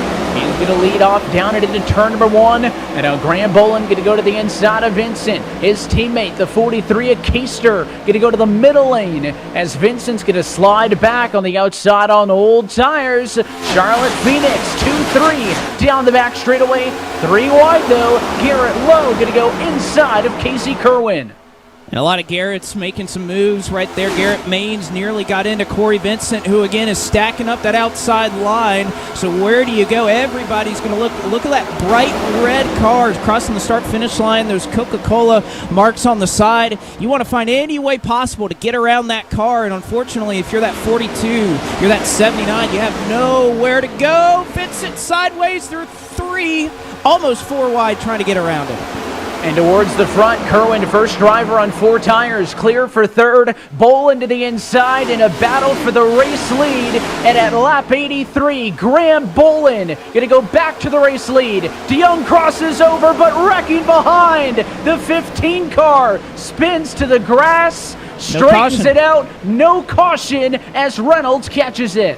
Reynolds catches it, and Bolin throwing another haymaker into turn number 2. Not able to get it, so DeYoung will maintain the lead. Now Kerwin with a huge run down the back straightaway. He's right in this fight. He is right in it, and as you look up front, DeYoung back on top. Bolin made the pass in the corner. DeYoung crossed him over. All of this as they were trying to wreck each other in the middle of the field. And remember, DeYoung and Bolin, 2 tires only. As you look off of the back of the 2311 Toyota, here comes Bolin to the inside, but watch Casey Kerwin's 95, 4 fresh tires, pushing the 48 car on the bottom, and now Kerwin gonna try to go for the undercut. Well, Kerwin tried to get them side by side and create a run for himself. Unfortunately, now Bolin's in the lead. He's gonna let DeYoung back into second, or at least he thought about it to try and avoid that side draft. Kerwin going to try to make that bottom work, but I'm sure they're going crazy in Charlotte as Bolin goes to the lead. The odds are stacked against him, certainly, as Kerwin's got the better tires, but Bolin trying to shake it off now back to the race lead in this one, trying to close it out for that Charlotte Phoenix Next Level Racing number 48 Toyota, this time by 14 laps to go at Kansas 3-horse race up front. Lowe in 4th, Keister in 5th. Don't count them out as Kerwin again going to go to the apron side by side for the race lead. Kerwin going to try to drag him back and not able to do it. But I tell you what, if Garrett Lowe gets clear to 3rd, all these other drivers are sliding all around. They're moving all around. Garrett Lowe has made his car stick wherever he wants to put it. And there you go. He gets up into 3rd. DeYoung going to cross him back over. But if Garrett Lowe can somehow get out of this battle with Mitchell DeYoung, I think he'll be a factor. He's got enough time to get up to your leaders. And Graham Boland looking for his first win on an oval in the eNASCAR Coca-Cola iRacing Series, the 2021 winner at Watkins Glen International. A great battle for P6 behind your race leaders, but here comes Kerwin again underneath and for the race win. Boland has finished 2nd once and 3rd twice this season. He wants to get that first win of the year, but Kerwin with the nose in front that time.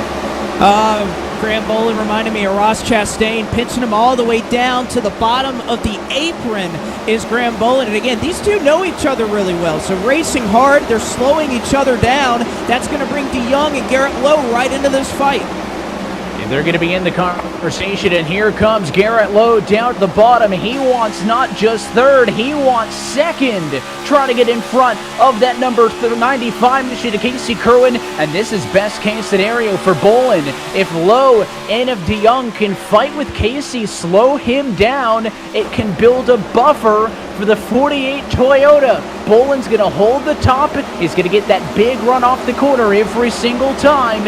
And here comes Garrett Lowe underneath Kerwin.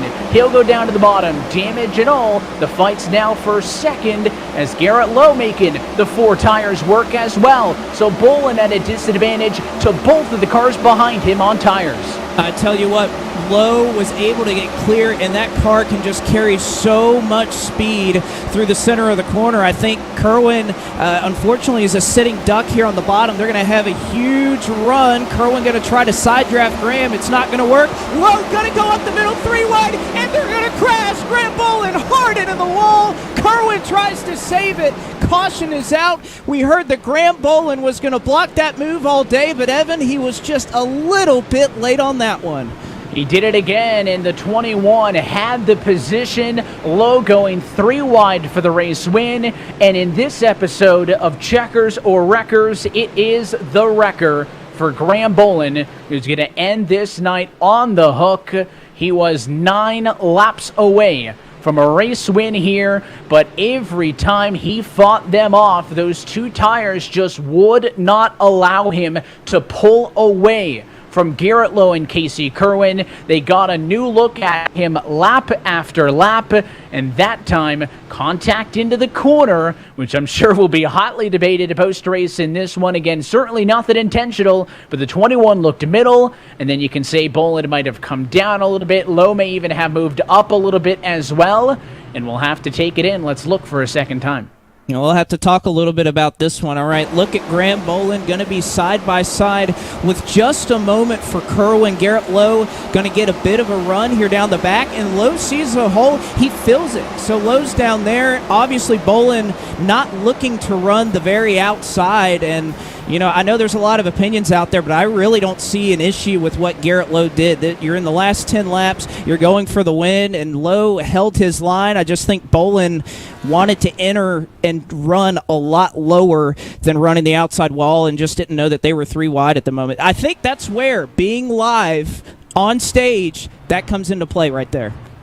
When we talk about the difference, some drivers, 3 monitor setups, right? Obviously, a little bit of a different look for Graham Boland here this afternoon. And listen, you know, the Charlotte Phoenix guys, no strangers to being on stage, being at the event. I'm sure they were cheering for him, and it's a tough break. And I think not to be overshadowed by the hard impact there for the 48 that takes him out of this race. Mitchell DeYoung also sustained significant damage in that contact. He has lost the hood on his number 23 Toyota, but maintained his track position in third. And on top of that, Blake, Casey Kerwin was underneath all of that. He got knocked sideways by the contact, had a fantastic save, and Casey Kerwin, because he did not spin that race car, is still in second position on the racetrack. So a lot of impressive and notable things in that incident from turns number 3 and 4. And we look back to what happened at Dover 2 weeks ago. We talked about that battle for the race win. Strategy involved in more. Nick Ottinger would go on to win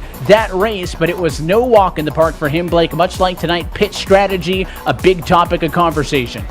Well, in a topic of conversation, as we've gone through a lot of these races, we've had 3 out of, I can count here, 6 that have gone into overtime. We're setting up for these late restarts, and we see at Dover they were crucial. You had a lot happening here late in the race, a lot of beating and banging, a lot of guys not willing to lift. That's what we're going to see here in the last 10 laps. These drivers have proven time and time again they're not willing to lift. They're not willing to be unaggressive, and nobody would expect them to be. So this is what we're setting up for, just like we had 2 weeks ago at Dover, like we had at Atlanta and Daytona, setting up for those late race restarts, executing and getting it done in overtime. It was an impressive job for him. It would not be a three-peat here tonight, despite all of the confidence from our Countdown to Green crew on their picks for this one. He would be involved in an incident, trickled down to the back, and now it gives us the situation that we see now. Garrett Lowe leading this race, Casey Kerwin with the lesser damaged of those 2 entries, looking to head to victory lane. And I referenced those picks from a little bit earlier tonight. Nick Ottinger picked by both Camille and Alan. Matt Busa, bit of a quiet night. Our pick from Brandon Cattell. Busa sitting back in 8th position. He's been a quiet top 10 car all night, Blake, and for some of the fireworks we've seen, maybe that's a good thing as the lights go out on top of the pace car. Smooth and steady for Mode Motorsports, and that's been Matt Busa's calling card in this series, is consistency. And in a season where so much has been chaotic and there's been so much all over the place, last 4 finishes for Busa, a 2nd, 8th, and 6th. So Busa setting himself up where it was a good pick there for Brandon. I'll give him that, although Camille has really been whooping up on the Countdown to Green crew so far, but I think this is probably her first pick worse than 20th. She's been killing them this year.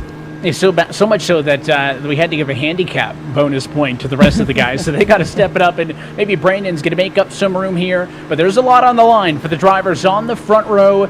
Garrett Lowe looking for his first win since August 6th of 2019 from the Michigan International Speedway. For Casey Kerwin, also last win coming from MIS, his though on July 28th of 2020. Both looking for their first wins of the year as the pace car dives off and in. Green flag back in the air. 5 laps to go at Kansas. And behind them, DeYoung is missing a hood, and it's very evident that Toyota is destroyed, and he is going to go for a free fall through the field, almost like he was on old tires. Great launch for Garrett Lowe, who kind of got pushed through the box, but he's able to hang on. Kerwin going to try to set sail, and they are eating up Mitchell DeYoung right now.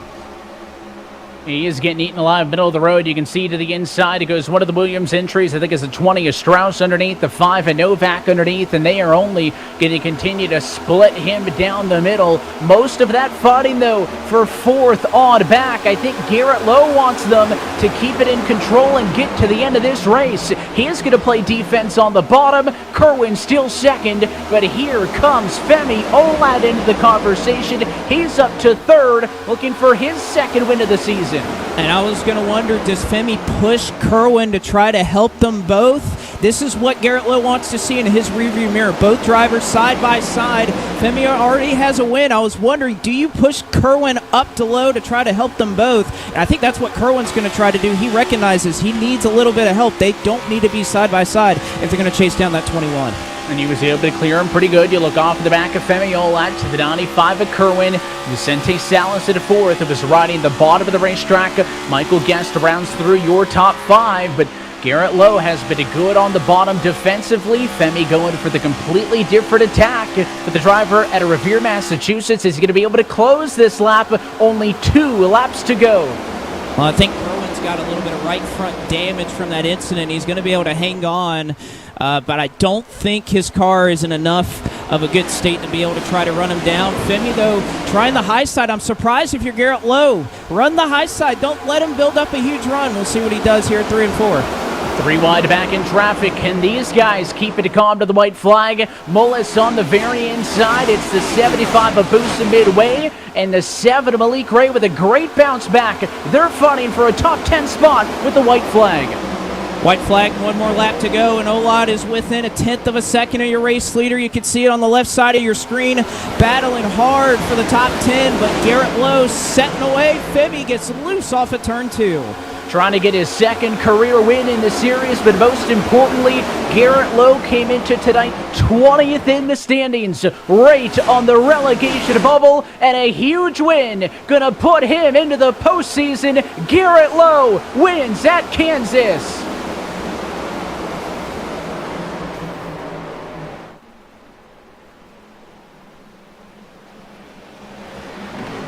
I tell you what, man, I think Vicente Salas is the most excited person. I can't repeat what he said on the broadcast, but he was happy to see Garrett Lowe win. I tell you what. A real popular win, as a congratulation comes from Kerwin, from Salas, from Brian LaPrade, as in victory lane for the 2nd time in his career is Garrett Lowe. It is another race win for the Wood brothers, number 21 Ford. And you talk about his career in this series. Garrett Lowe competing in his 4th full-time season, is now a 2-time winner in the Coke Series. This winning moment is brought to you by Coca-Cola, the official fan refreshment of eNASCAR, leading just 10 laps. And now, with this trip to victory lane, he becomes the 5th different race winner this season. And undoubtedly, Evan, the most impressive victory that we've seen so far this season. You think about all the races that Nick Ottinger, Michael Conti, Steven Wilson have won. They've had speed, but they've done it from the front of the field. Nobody was able to get through traffic like Garrett Lowe tonight. Started in 28th spot and was already nearly up into the top 10 by about lap 20, lap 30. So Garrett Lowe, as much as it's never easy to win a Coke race, you earn all your victories, but this one, perhaps more than any other we've seen so far this season, was well earned for Garrett Lowe.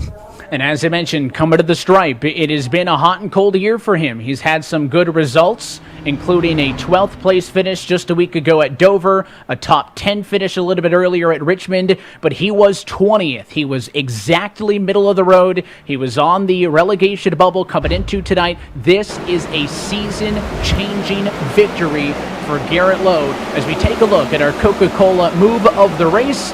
And it all comes down to that final restart. Such a good jump length that it never gave Casey or Femi an opportunity to get that close to him.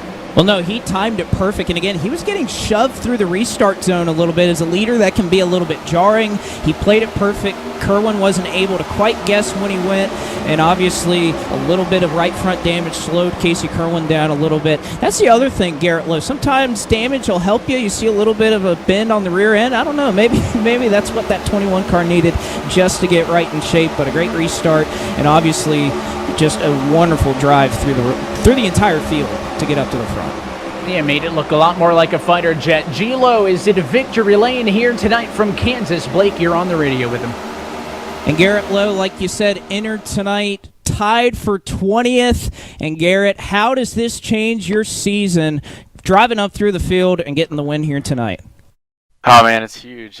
We've been waiting to turn the season around all year. I mean, we got off to a decent start, but then we kind of just fell into a hole and we were trying to dig ourselves out. And man, I just can't thank this Legacy Esports crew for just giving me a fantastic motorcraft Ford Mustang. This car was on rails all night, and we picked up damage in that first wreck, and it kind of hurt the balance a lot, and we had to really struggle with it there through the middle part, but came strong there at the end and finished it off. Well, and Garrett Lowe, I think you have one of the most unique opportunities in this series, representing who you do, driving for the Wood brothers. How awesome of a responsibility is that to drive with such a historic race team and try to carry that over to the eNASCAR side of things? I'm sure it's exciting. Yeah, it's super exciting. Obviously, that's a legacy that I love to carry on with the number 21 car. It's special to me, and it's obviously special to them because they are part of the series, and very thankful for them and having them on board. Love working with those guys. They're so awesome. Can't thank them enough for all they've done for me over the last 3 years, and hopefully we'll go chase a championship with them this year. Well, and just one more question before we let you go. I know the William Byron Esports crew, the junior motorsports crew, they've had some amazing mile-and-a-half speed. Is this kind of a changing, the passing of the torch, if you will, that we've seen a lot of speed out of the same cars, same teams? Is this kind of a statement, this middle part of the season, that you guys have really started to hone in and figure things out on this next-gen car? Yeah, I think so. Those guys definitely, they had a big jump on us at the start of the season, and it took us until this week, I think, to finally catch up. We'd started going in the right direction, but I mean, tell you what, Jared Crawford, Boyd Hogan, Chris Hill, all the guys at Legacy, they put in a ton of hours this week. I probably turned close to 1,500 laps. We found something we liked, and we kept working at it, and it paid off, and I couldn't be happier. Pretty awesome to have a second career win. All right, Gary, well, we won't waste any more of your time. Go celebrate with your crew, and congratulations on winning round number 7 here at Kansas. Thanks, guys. Appreciate it. Garrett Lowe, your winner tonight at Kansas. And Femi, I know we didn't necessarily talk about you a ton. You found your way up front at the end. That's kind of been the story of your season. How has it been going through this year? You have a win in the back pocket, so you don't have to worry about that. But we always seem to find you up front when it matters. What has been the difference between this year and last year in regards to that? I think it's just I'm racing a lot better throughout the race. I'm kind of being more aggressive when I need to and kind of picking and choosing my battles, I think, a lot better than I did last year. And I'm starting up front more. I think this race I ran just inside the top 10 the whole time. Kind of didn't have the speed to go forward and wasn't down on speed to go backwards. So, just right place at the right time, and I was able to challenge for the win there at the end. And I think actually, if what I'm hearing is correct, again, I guess I'll say it unofficially, but through some of what happened tonight, it looks like you gained some ground and you'll be in the points lead at the end of the night. How does it feel right now in round number 7, halfway through the year? You got to win. You're the points leader. I'm sure that has to be a pretty great feeling. Yeah, it's just I've been really consistent this year, and the finishes have showed that. I've missed a couple wrecks, that have happened directly in front of me. That's a change from last year. And, I think the key thing going forward is just going to be trying to grind out the finishes. Sometimes the races are going to get hectic, but if I can put myself in the right position, then, good things can come out of it. Well, Femi, I remember racing you in the Contender Series, and if there was an award for Most Improved, you were certainly showing that here in 2022. Congratulations on the second, and just keep it on rolling. Thank you. Femi Olot brings it home in second tonight for Clint Boyer Racing, and a driver that was a factor up front all night, repping the set, trying to get that first win since the LA Coliseum, was Casey Kerwin. And Casey, I'm sure you're happy with third, but it looks like I can see just a little bit of disappointment on your face. Yeah, I felt like the race was pretty much between me and Steven up front there. Well, to a certain extent, it was kind of between us. And Gilo was coming too at the end, and then we made the decision to take 4. We got through traffic well, and then unfortunately, it just didn't work out. I just couldn't get around Graham there, and then obviously everything that unfolded into turn 3 kind of knocked the right front off the car. Thankfully, I saved it, and we still got a top 3 out of it, but I couldn't do anything with Garrett or Femi at the end, or even really Vicente. I just kind of had a gap to him, so. Yeah, it's good to be disappointed with third. We've been knocking on the door. I just feel like if Graham would have just been less smart and not run right down on my door the way he did, and I could have cleared him, I think we would have had a real good chance to win. But unfortunately, Graham was smart, raced me really hard and clean, and then obviously Gilo got there, and then the contact happened. So upset with third, but can't complain with a good day. Well, certainly so, and I know one thing that I know we talk about winning your in, we talk about that a lot, but one thing that is a mark of a champion is consistency. Your 5th top 5 here in 2022. Is it too far-fetched to say that we can start to call you a championship favorite running well at all these different types of racetracks? I feel like I don't think I've ran quite as good as like Nick and them, running like top 5 on track pretty much the whole race every week. But we've been up there. It's tough. Obviously, last year it bit me not getting a win, and obviously this year I kind of feel a bit more pressure trying to win because of that. But again, we're consistent. As long as you're there, it'll happen. So thankfully we go to a 1.5 miles at Charlotte like we were here this week, and hopefully we can run good there. We ran good there last year, so hopefully we can get it to there. It'd be my home race, which would be cool. So yeah, we'll see. Certainly so. I know Charlotte, a very important area to you, as Casey Kerwin brings it home and rounds out the podium for us tonight here in Kansas, Evan.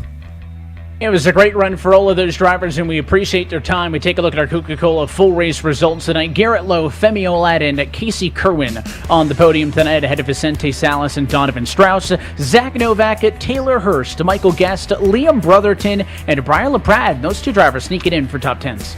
Brian LaPrade, the best out of that bunch that was racing live in Charlotte. Malik Ray, how about holding on to an 11th position? A great run for him. You can see Derek Justice there, best finish of the season, up running in the 22nd position.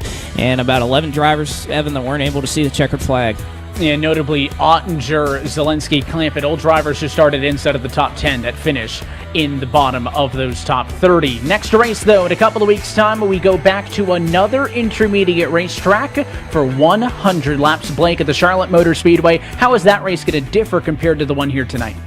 I will say, Evan, I've driven this car at this track a couple of times, and without a doubt, this has been the most fun racetrack to run with these cars. Every groove is in play. You can make the bottom work, the middle, the top. It's the longest race that we have of the season. This is going to be a barn burner. You think what we saw tonight at Kansas was good? We saw 2 and 3 wide often enough.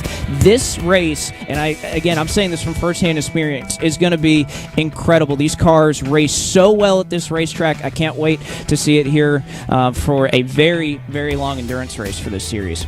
And I do want to say, Blake, now 7 races down, and we are officially halfway through this regular season with 5 different race winners. So that championship picture is going to be more and more important week by week. So is that relegation battle that I referenced with Garrett Lowe getting the huge win tonight.